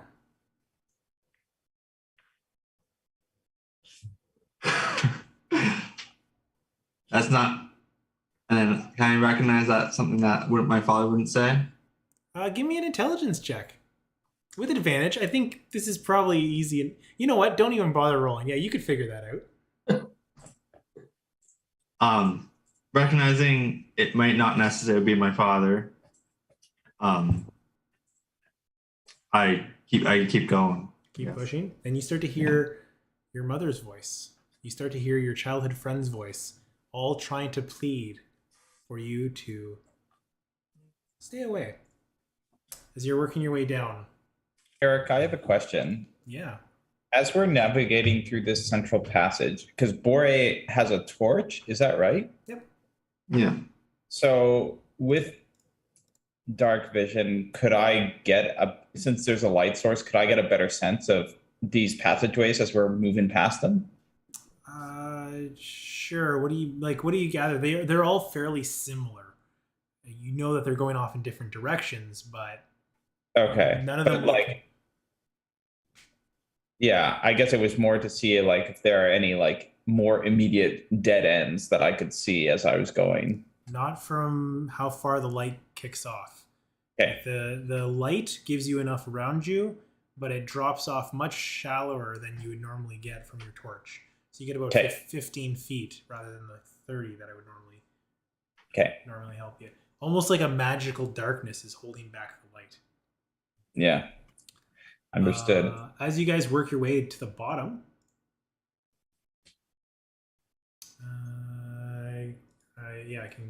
you guys work your way down to the bottom. Ao's basically like, I don't think I like this very much. You better be onto something quick. I don't want to get lost down here. You know your way back.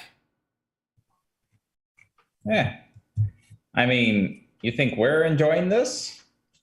Got a comrade that we're trying to save. Wouldn't you say the same for yours? And Cyrus kind of looks around at her compatriots. Would you not want to rescue one of them? I absolutely would, but I would already want to risk my life for Gentle Maggie and Gentleman Urban. Maggie, oh, that's so sweet. Thanks, Tidron. Maggie, I would high five you if you wouldn't kill me with the high five. Well, there's no promises, but Dermot here could make sure you don't get too hurt. I guess I high five Irving instead. All right. Yeah, let's continue on. Okay, as you get to this entrance, and before we reveal the next one, Issa, you are cutting yourself free as these creatures are digging into you once more. What do you do? Okay. There's an order of operations here. I want to make sure I get it right. So I will reveal the next one so you guys can decide which way you want to go. cool. Let's do that in tandem.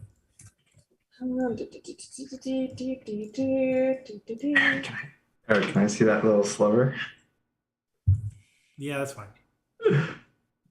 So I am going to cast light as a cantrip. I am going to say to Tiburon and Cyrus, I've lit a light. See if you can see it.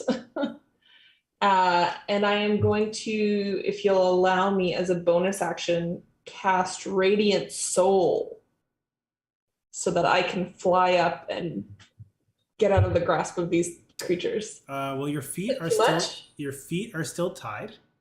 You can. No, I said I was gonna try and cut both of them. So you cut your arm free.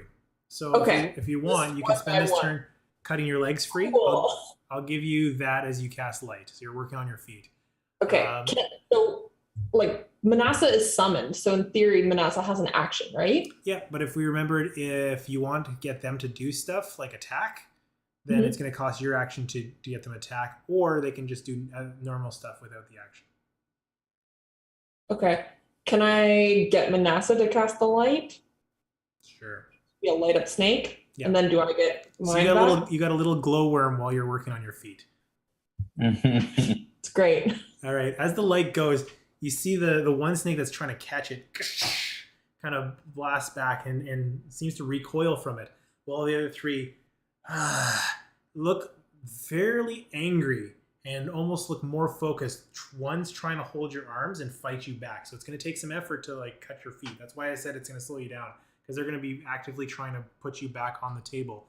The other two are going to reach in and dig into your mind once more. I need you to give me a wisdom saving throw.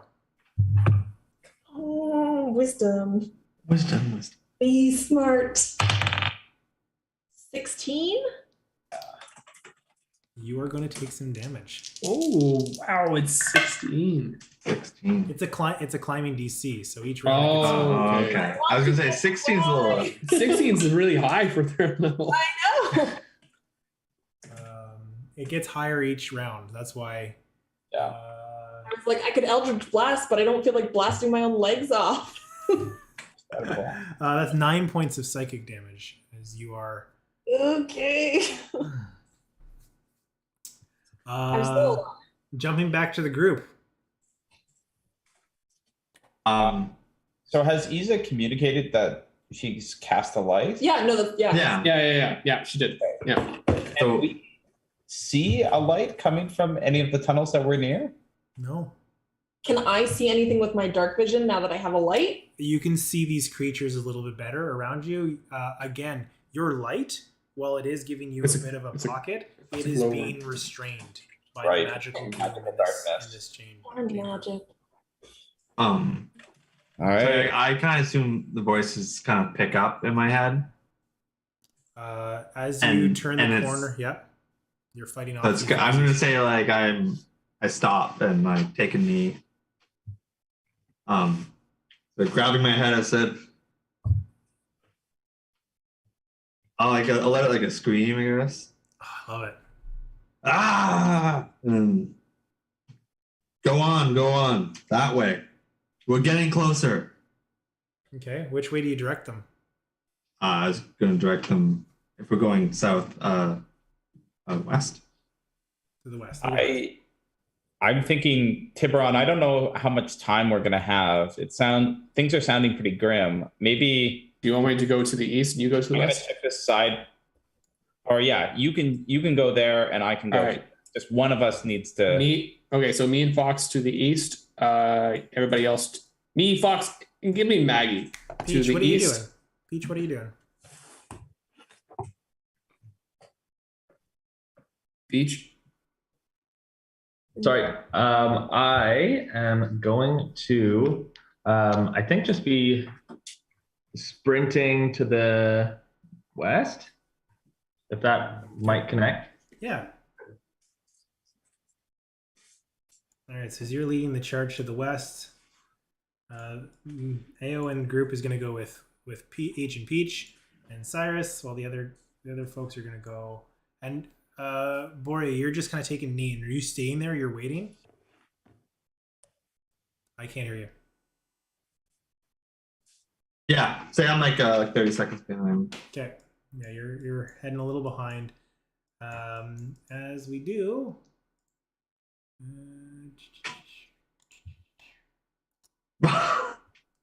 Okay. It's a good thing we split up. Yeah. It's gonna suck real hard when we all figured out it was the northernmost room that was still been cleared.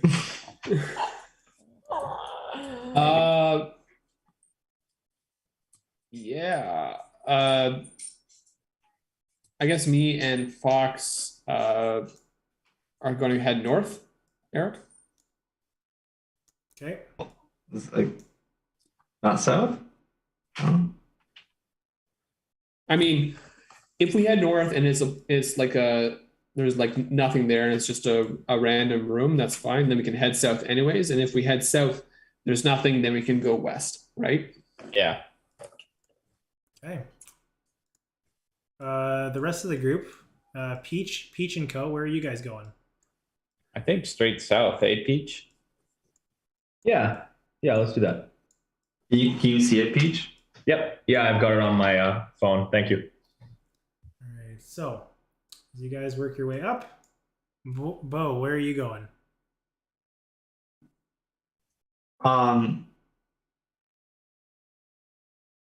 Yeah, let's say like I'm like like a little bit lost behind them, and I'm gonna go like right, like over here. It's like I can't see them. So, yeah. Okay. Okay. All right. So, you guys, you go that way. And I needed them that I'm very close to death. Yeah, when it We're getting more and more difficult. okay. So, let's go back to Issa. How many limbs do I have free now, Eric? As you're fighting, cutting them off, you are able to actually no. You have to give me a strength check to see if you can cut your legs free while fighting this thing off. Strength contest against it. Okay, and strength contest is just my like normal strength modifier, not like a saving throw, right? Correct. Should know what that is before I roll this. Great. 12. They rolled a dirty 1. So you freed yourself and they hurt themselves. Yeah. So you're able to break free as the other 3 are trying to basically bite into you. So we're gonna kind of do this simultaneously. So you tell me what you want to do, and they're gonna use their ability once more. Sorry. I just like, as I'm new to D&D, if I use Eldritch Blast, is there a risk of damaging myself? No. No? Cool. Don't know why I didn't do that from the start. Why not? From like they're on my legs. There's one, like basically there's 3 of them that are on you. One's trying to fight you off from cutting loose. The other 2 are basically biting into your torso. Okay, I'm just trying to see if I can angle like an Eldritch Blast to get all of them. No, you can only target one with the Eldritch Blast. And then there's the one chasing Manassa. That's tough. Like, I just don't know if it makes more sense to do that or if it makes more sense to like see if I can fly. Well, Okay. if your legs are still tied, you won't be able to fly. Yeah, your legs are free. You broke those free. Oh, your legs are free. Give me a wisdom saving throw while you're figuring this out.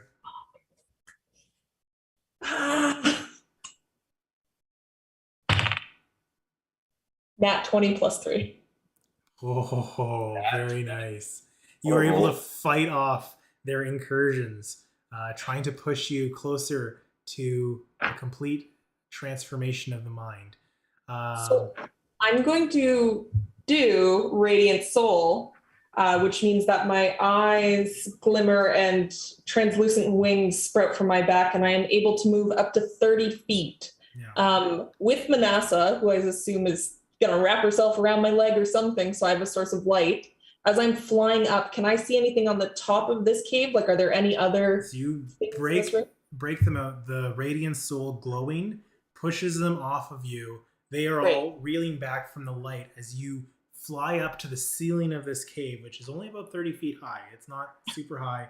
But what you notice as you hit the top of the ceiling, just to keeping yourself afloat away from these things, it's perfectly smooth. This cavern, the walls of this cavern are completely clean. Like, it hasn't been cut, hasn't been ripped apart. I'm going to quickly jump back to the other group. As you've broken free, flying up above them, they are kind of reeling, hissing towards you. What do the groups want to do? Let's go. Let's start with Peach, Agent Peach, and Cyrus. What are you guys doing? So we don't see any radiant light anywhere, right? Like we're not in the right spot. You don't see any radiant light. So shoot, maybe do we go southeast to just see if that's where she's at? What do you think, guys? I would think so. I guess, like, as we're continuing to explore, I would also be continuing to ask Tiburon, like, do you see any light? Do you see any light? Yeah, I was about to ask him, he says still communicating with me. Do I, I'm assuming she tells me they're hissing and there's like light happening. Do I hear or see anything like that? Should I communicate? I'll say I communicate. I got free, but I'm still weak. This cave, I'm flying at the top. It seems to be entirely smooth. The creatures are filled in this room. All information. Okay. Do I hear anything or see anything in like the tunnels that me and Fox are at? Well, as you guys are walking your way up, let's deal with Agent Peach and Cyrus first. Let's do one at a time here. Okay. So what are you guys doing? I guess, yeah, we go to the southeast. As you guys, with Ao's crew, I think I gotta give them a crew name. Let's do one of these at a time. As you enter this chamber, you see a glowing figure hovering at the top of this chamber. Several in this room, several of these stone platforms with corpses, well, not corpses, like skin suits that are like laying down, rotting, that have been broken out. Think like chest bursters kind of, and the bones are all gone, are laying scattered amongst the room. As you see Issa flying at the top, and these 4 insectoid-like creatures are up there. As we cut quickly over to Fox and Tiburon, there is just more maze-like chambers as you motherfuckers. All right. All right. It was that northern room. Yeah. Come south. Sorry? You want me to come south? Yeah. All right. We're gonna start bolting south, Eric. Okay. All right. As you guys are working your way, Bo, what are you doing? Actually, sorry. Doesn't he recognize it as like dead end? As you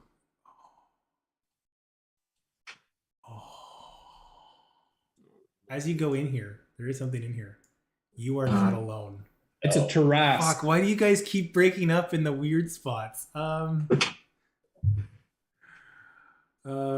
Okay. As you walk in and realize this is maybe not heading in the direction that you want, a black tendril reaches out from the wall and grasps at you. I need you to make a dexterity saving throw. Oh, that's not good. Oh, you have no psychic link. 15. The DC was 14. As you describe how you dodge this tendril, this tentacle, very very anime-like tentacle comes out towards you, like a shot. What do you do?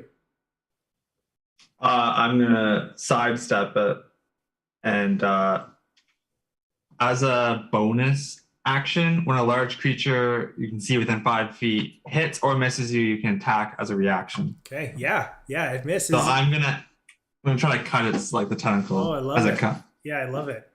Give me an attack roll. That's like attack to hit, I guess. Yeah. Oh, that's waste. Not 20. Nat 20. Yeah. Roll the damage. So this is piercing damage. 8. 8. So it's double damage for double the dice for nat 20. Oh, so just like Yeah, it's crit damage here. so. Yeah, it did it automatically. Oh, cool. As you As you puncture in through this tentacle, it spasms, starts to swing out. As you pulling out, you see the thing kind of fall limp as it's slowly dragging itself into what looks like the rock, the wall. This shadowy tentacle is pulling itself in. As you find it, it's almost like a hole in the wall where it leaves this black sphere.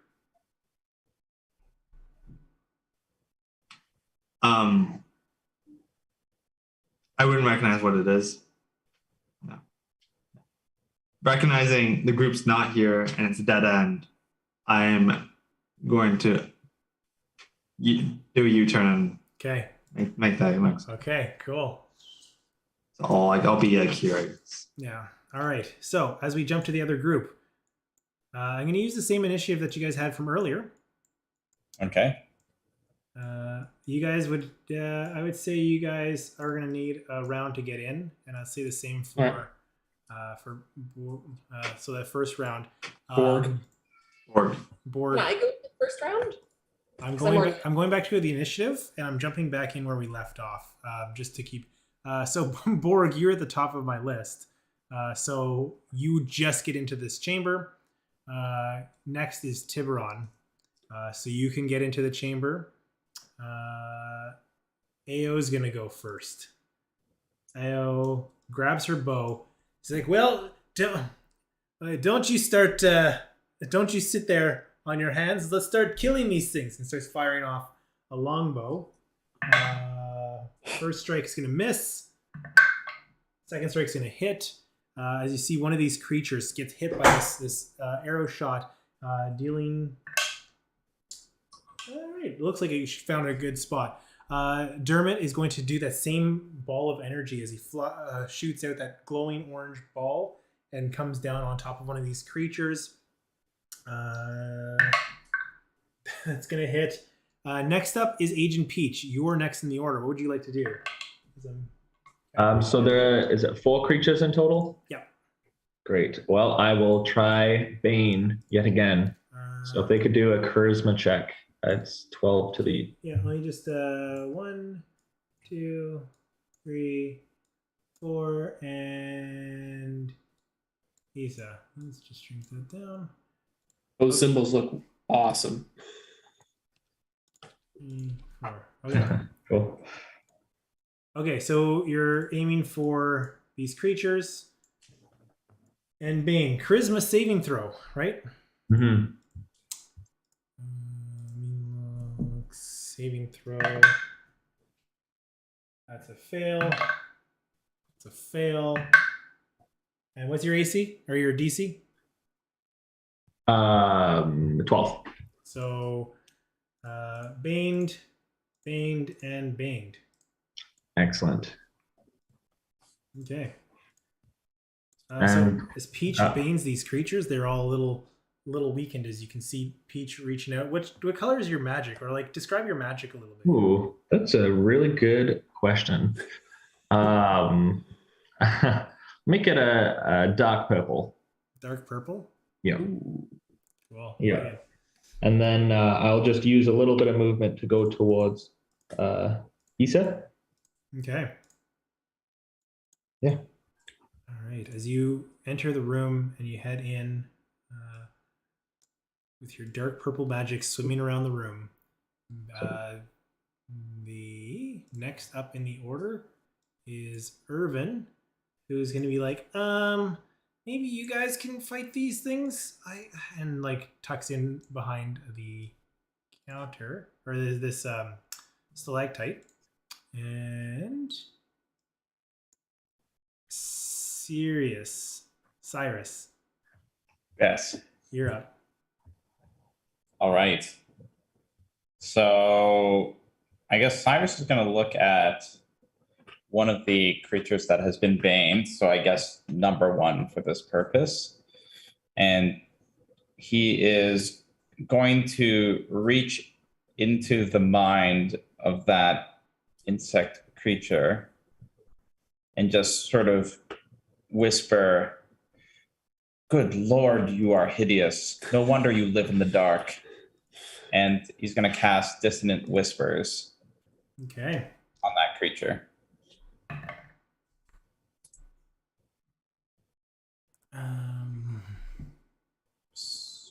Oh no. Oh no, that's not what I wanted to do. Oh crap. Oh no. So if they save, So they save? yeah. Okay. And you hear a response in your mind. Don't call us too ugly, because you'll soon look like us. All right. Sorry, they just rolled a saving throw, is that right, Eric? And that's even with Bane?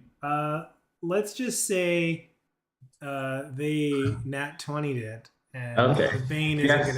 isn't gonna Yes, bring it will down. suffice. So it says on a successful save, they take half. This one takes half damage. So it takes 5 psychic damage. Okay, cool. Yeah. And it's going to be that creature's turn. Okay. And is going to, since you're right there, All right.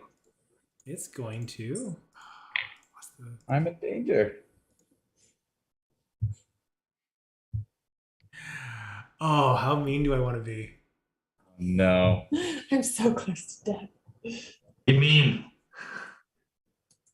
I feel like it would do this just because the light, and it's going to want to get out of the light.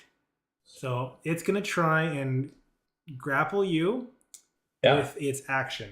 So strength contest. Okay. My beefcake of a character here. I rolled a 5. Oh, No modifier. you It just sounded like there were like 30 dice there, you man. just see this thing like face hug you, and the two of you disappear. Oh crap. For lack of a better position, you guys are gone. Okay. Next up in the order is number 2. It's going to run up to Agent Peach. And this one's not going to be as... it's a little bit further from... it's just going to take its 2 pincer claws and start clawing at you. It's going to make 2 attacks. The first one is going to...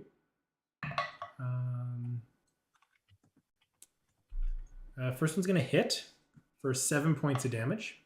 Slashing damage as it slashes across from you. Okay. At that point, can I use the reaction? Well, because I think it's as soon as I take damage, I'll react with Hellish Rebuke. Oh, yeah.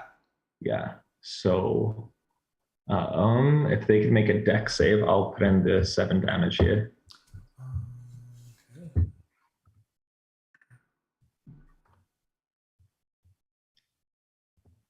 And what they roll? Oh, so 7 slashing damage. The Hellish Rebuke, is that a dex save? Yeah. Okay. With the Bane, 9, so that'll hit. Nice. Sweet. Okay, then it'll be 2d10 of fire damage. Yeah. That's 14 fire damage.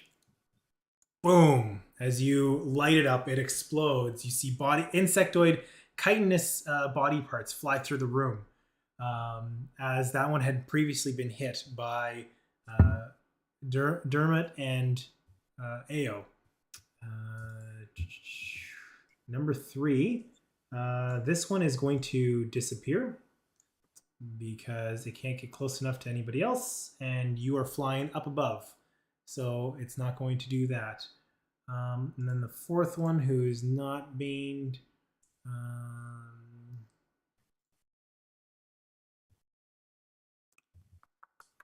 I need Issa, Tiburon, and Fox to make a wisdom saving throw.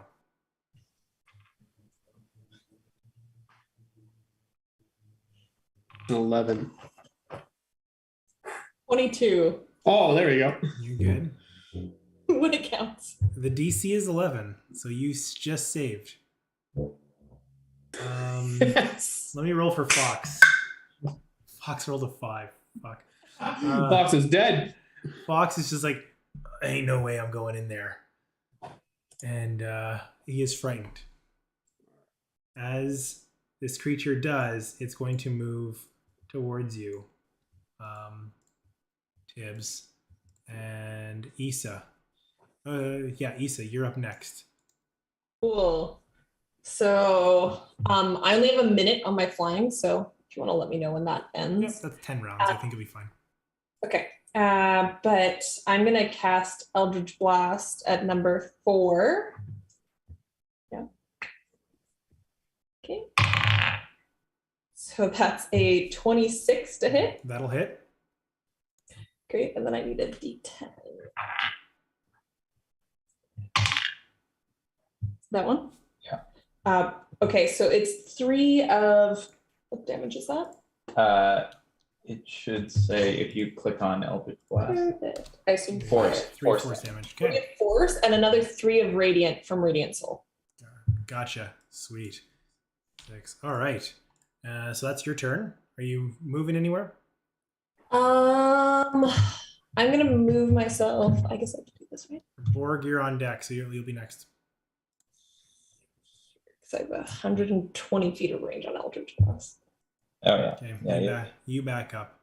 Borg, what are you doing? Because you are now in the room. You're muted. Connor, I'm sure you're saying so much good stuff, but you're muted. Oh, it was amazing. So I guess so. I'll move into the room, and so I literally see nothing. Right? It's not lit up. I can't really see across. That was a gun. It's lit because I'm in there. Yeah, she's But like lit. I would say you can faintly see the other side of this chamber where Tibbs is, because Fox has a light. There's enough of you that have lights in this room that's giving you enough vision across. Yeah. Seeing only 4, I'm going to cast Hunter's Mark. Yep. So I choose a creature within range and I mark it, and then I deal an extra 1d6 damage. You see Borg's mark light up on its body as you fire off. Make your attack roll.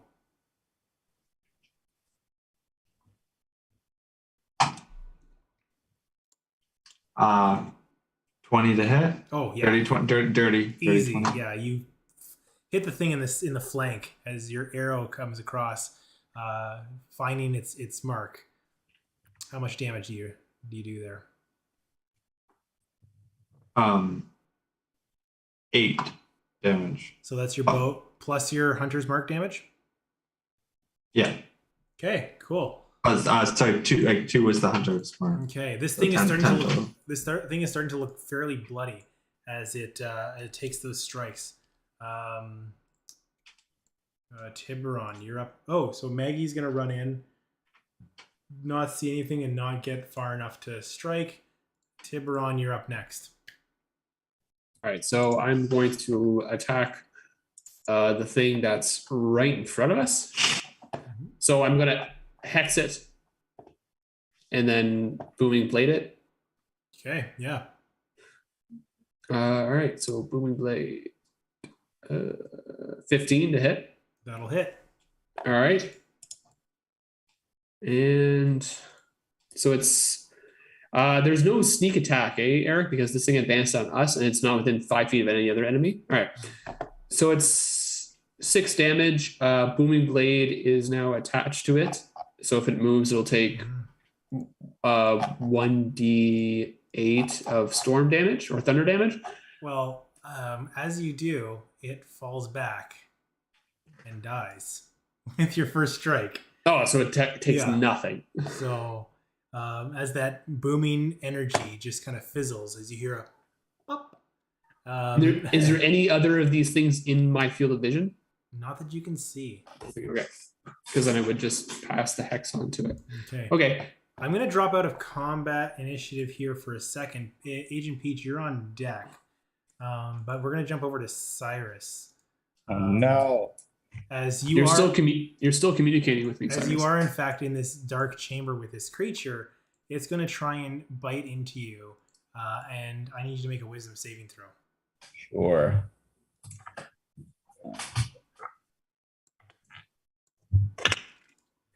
Is Issa still flying? I am. So you would be the fastest. I rolled a 6. So you're going to take a bit of damage. That's not too bad. It's, 11 points of psychic damage. Ouch. As it's going to go. Oh, you're...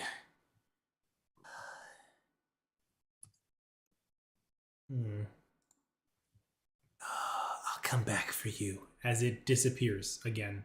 Oh, sorry. No, I have... What? Yeah, it disappears. What? It needed to roll fairly high, and it did. So you see it poof away. I'm gonna drop out of combat here, as you have scared the Meanlocks away from their chamber. So you guys can all kind of collect yourself. With enough time, I would say Cyrus could work his way back to the main chamber if he wants to rejoin the group. But Yes. you did not kill all of them. Did we kill any of them? Kill 2 of them. All As you right. see this chamber, a musty funk, the decaying fabric, old furs, lingering rot from the corpses in the chamber fill this room. The thick pillars are covered with a moss that's muddling out the sound, much like the other chambers in here. And then there's these waist-high stone slabs that all of the bodies were on. What'd you guys like to do? I'd like to cast Cure Wounds on myself. Okay. I would like to fly down to Fox and see if Fox will heal me. Yeah, he'll give you a cure. He'll give you a cure wounds for D8 plus 3, 7 points of healing damage. I will. 7 points of healing damage. Healing damage. Healing damage. I'm going to investigate the slabs where the bodies were, Eric. Okay. Give me an investigation check. Everybody just feel free or out of initiative, jump in when you want to do something. Can I use detect magic? Oh, interesting. That is a 7. 7. Okay. Yeah, you can detect magic. Unfortunately, you don't discover anything while you're looking through the bodies. Detect magic. There are 4 pillars, columns in this room.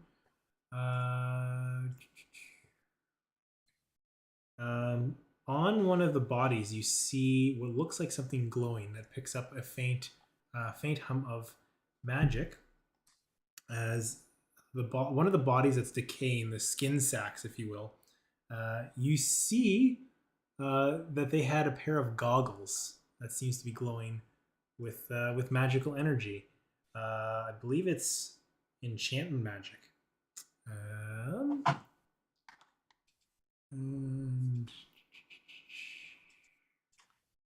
I'll go pick those up. Okay, yeah. You can go grab them. You find yourselves a pair of goggles of night. You can add that to your. What's everybody else doing? Now that I'm relatively healed, I can still fly, right? Like, For the next few seconds, yeah, you got about half a minute left.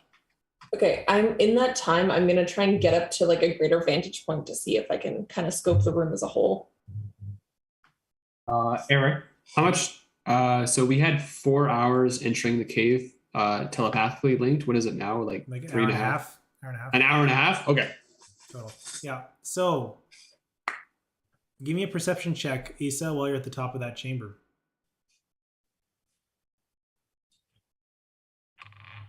Oh gosh, well, that's not gonna be great. 4. Not great. Not great. As you're looking down, coming off of what's just happened to you, you're a little frazzled, trying to do your best, but nothing jumps out at you immediately. Agent, so Are my eyes healing at all? yeah, your eyes are starting to like. So when those creatures let go of you, your eyes snap back. It was Okay. almost it was a hallucination that you gather. So I know Borg is found the goggles. Tiburon is investigating, looking through the remains, not coming up with much. Agent Peach, what are you doing? I think first I'll just have a look around kind of the circumference of the room. Give me see an if I can- investigation check as you're looking around the circumference of the room. It's 17. What you notice as you're looking around, while the room is largely clean, this chamber is relatively bare the way it was made.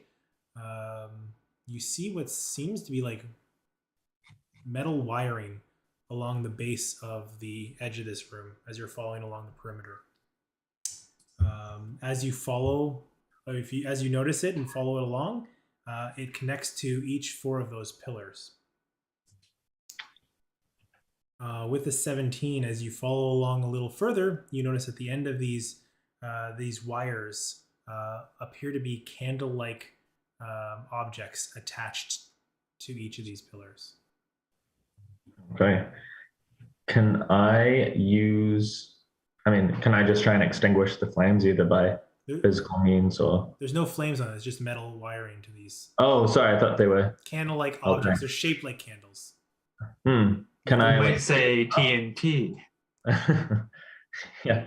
Can I like pick them up or anything? Like, are they fixed or are they? They are strapped to these pillars. You'd have to cut them free. All right. I'll try and cut them free.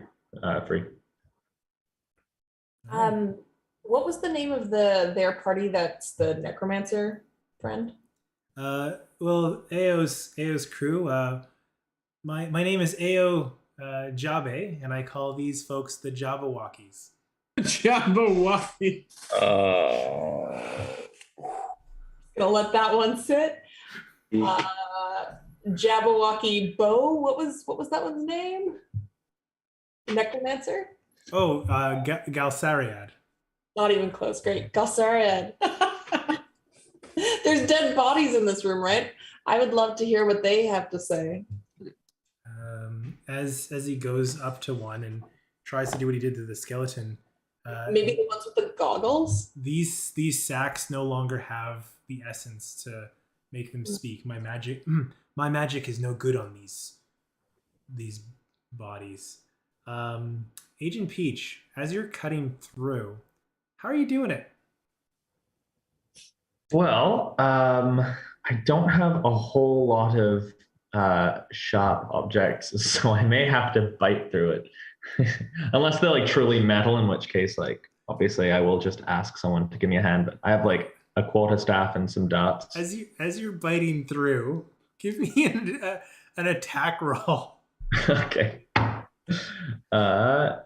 Just like an unarmed strike. You know what? Give me a sleight of hand check to bite through the rope. All right. Oh, that's a 22. Oh, It's a 19 plus All right, 3. you're able to get through one of these, like kind of the rope as you're chewing through. Yeah, nothing happens. Nothing happens. And can I take, now that it's free, can I take the light? Okay. Oh, you take it's a candle-like object. Candle-like object. Can I like step in and seeing this? Yeah. Peach, that looks like TNT, like it's a detonator connected to a fuse. Oh, you think? Yeah, I think you're biting into explosives. Interesting. Is there a way to do like a investigation check on this to like verify that? Like, is this something that looks like this? Or is it like, yes, it is? Is that, I don't know. Give me an investigation check with with advantage. Okay. It's a 13. Yeah, it's dynamite. Interesting. Okay. I thought when I said TNT. So yeah. But like if I take it though, it's not like it's gonna explode, right? Or is it like it's just like a loose stick of TNT? No, it's tied to that wire that's following along the edge of the room. Like maybe you want to collapse this cavern on our way out? I was just going to say, while I'm so glad you all came to rescue me, I don't think we got them all, and I don't know about you, but I'm not in the mood for another fight. Yeah, let's get the hell out Okay. of the home. Yeah. So, Eric, I have 120 dark vision now. Base, I can see this whole room. Yeah, I'd say Oh, yeah. Yeah. Can I like trace that cable and figure out like which way it goes, left to right, it leads to the west. west? Okay. I was literally just about to ask that question. Oh, sorry. That's perfect. Because I was thinking about blowing the entire arcade down. Yeah. So, Peach, can you just put that dynamite just back where you found it? And I suggest Your mouth. I think we need to follow the fuse out as far as it goes and light it. Yeah. Sounds good to me. Any objections? Any other plans? Sounds like a great plan, Captain. all right. Captain Borg. Cool. Yeah. So Eric, we start following the cables back. As you start collecting yourselves and heading to the door, you start to see the wire light up coming into the room. What do you guys do? Yeah, book it. Get the fuck out of here. I can. Where's the fuse? Thanks a lot. Next to where Galsariad is on the map. So it's coming into the chamber. Where you guys Yeah, are can all I just chop the fuse? Give me an attack roll.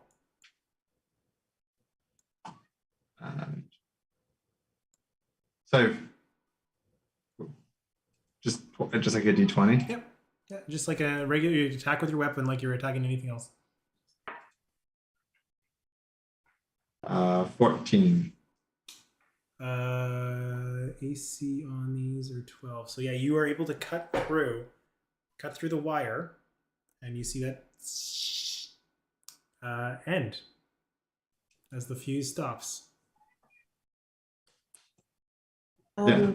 All right. Well, so the fact that this fuse was Lit. somewhere, maybe that's where our chitinous friends went off to. Yeah, lit somewhere, somehow. I'm not against lighting it again. Yeah. Suggestion. I picked up an ungodly amount of rope at the ship. Could we tie the rope to the fuse and just run it out behind us? I have so many Eldritch Blasts available. Yes, as do I. Can we do like oil to like douse it in? Yeah, I have an alchemist's supplies kit, which we can oil it up. And I've also got, if we don't have enough rope, with thaumaturgy, I can like cause flames to like flicker or dim. So if there's like kind of a controlled flame, it'll hold for up to a minute. So between making sure that the thing lights, but then also making sure that it's slow, we should be able to get out. Right. So let's like reset this fuse at a distance as described. Okay. Yeah, give us a running start.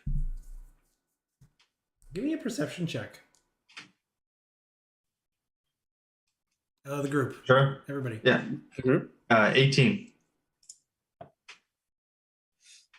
9. What was it? Oh, everyone?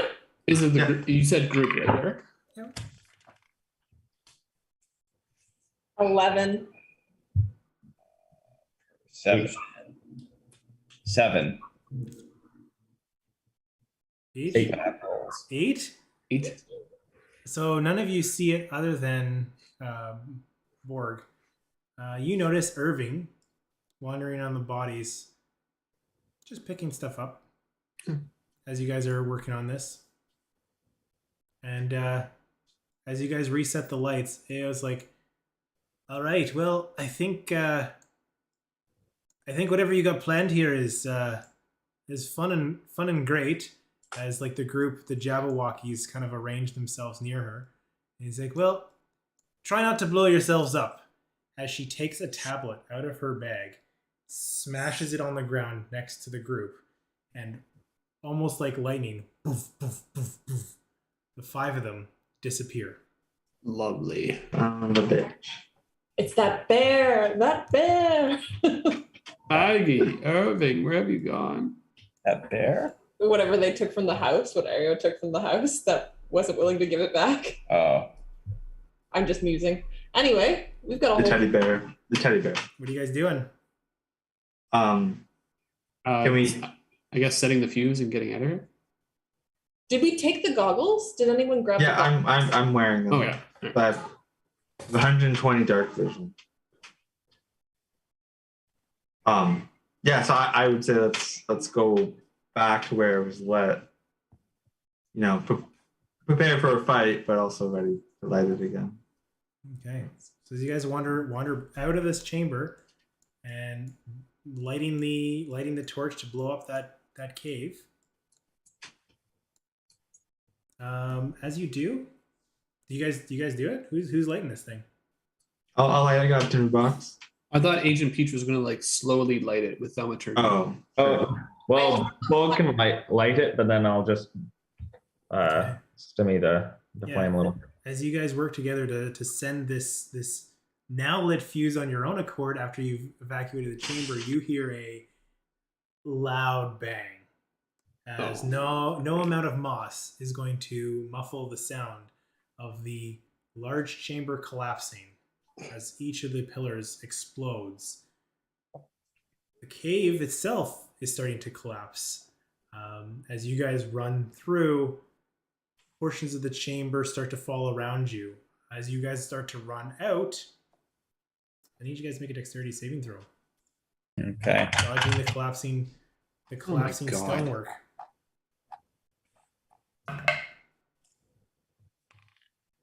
Fox, this is the best roll I've rolled for him, so he's fine. No, I have to roll again. At 20. You good?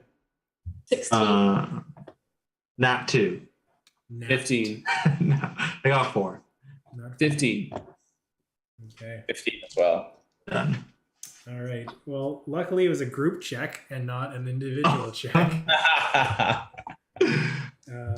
And you can say that as you're falling, a stonework falls onto you, or hits you on the side, and Peach grabs you by the arm and pulls you out to safety as you guys are able to get to the exit or the entrance. You know what? Don't worry about it. You guys are able to get to the exit, largely unscathed, as your explosion slowly collapses the entire mine behind you. Scorched earth style. You guys make it back. Heading. I guess. Is there anything else you want to do once you got out of this mine? Is the pond like? Can we see anything above? Is there like a pond that's like collapsed on top of all of this, or? As you scale the mountain above which the hill above which the mine was laden, you work your way through the forest, and you do come across a small pool shimmering. At this point, it's dark because remember you got to town at dusk, and in the hour and a half, 2 hours that you've worked through this, you see the moonlight of Katha, bright white, shining above, reflecting off this small pond in the forest above. I'm assuming we've long passed the mayor's house and stuff. You haven't even gone back to town. Well, we're still like. Yeah. Okay, good. We're still by the mine. Okay. I would like to stop off at the tree in front of the mayor's house when we're on our way back, just as you know. You guys take a look at this pond. Looks like a nice shiny pond with a moon reflection in it. Yes. Sure. I go, so now that we're like coming to this pond, I say, Isa, with all the excitement and confusion, here is the one of the rapiers, the serpent platinum rapiers. Thank you so much. Now, I can't use the shield. Would anyone like a platinum shield? Yeah, I would. Borg, who you are, my friend. So this is the first time we're like taking like the cover off the shield, I guess. So as you pull, let me just grab that back out here. There you go. and I guess me and Kirsten both equip the twin serpent rapiers. Yep, and likewise, the shield is platinum with a filigree in the shape of a winding serpent Oh, that very matches sad. with the two swords. Very cool. Is it anything special I can have, or is it just a shield? Yeah, when we equip them, It's a platinum shield. It gives you +2 to your AC if you're using it. Can I investigate the rapier, like see if there's anything that we learn about them? Because we've got this snake theme going on. yeah, is like when we equip them, do we sense anything, Eric? No, not immediately. And They're not what do I search to equip them? To equip one of them. Just it's just a rapier if you want, and then it's more flavor than anything else. They're not a magical item. They're just platinum rapiers. It's not like a rapier +1. No. Come on, I'm not just giving you like all the gitch. Okay, while you're handing out these heirlooms, what do you guys do? We're coming to the end of tonight's session, but I'm just wondering, are you guys doing anything with the pawn? Heading back to town? Heading back to your ship? Like, what's your plan? I'd like to try something with the pond. Sure. I'm going to reach down to the ground, pick up a couple of rocks, stash some extra in my belt, speak the words onto them to do the cantrip. Then I'm going to throw one at the pond, which is technically an attack. Your rock hits the pond and disappears into the water without a ripple. I'm going to pick up the second rock, cast the light on it, throw it in the pond. Throws into the pond, the light disappears. Hmm. And I walk up to the pond and stick a finger in and cast thaumaturgy. Usually would do a harmless, what do you call it? Not an earthquake, but like a little tremor. I want to try that in the pond. You stick your hand into the pond, and that little tremor, nothing happens. Nothing happens. I was going to drink out of this pond, but now I'm not considering that at all. Your hand, the temperature on your hand changes when you put it in the water. Your hand does not feel wet.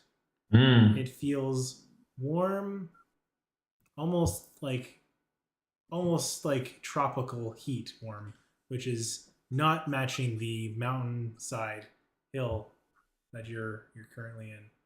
Like it's humid but not wet. Interesting. Can someone, Issa, can you tie that rope around me? Sure. And I trust fall back into the water. As you trust fall back into the water, Agent Peach disappears. You don't see him below the surface. Agent Peach, as you trust fall into what you thought was water, you are quickly on your feet in a very peculiar location. And that's where we're going to end tonight. Oh no. I was like, let me just give you a light to go. No, okay. I also was very worried that Eric was going to make me do a strength check on that. And I'm like, I'm not strong. So we will end it there. If that was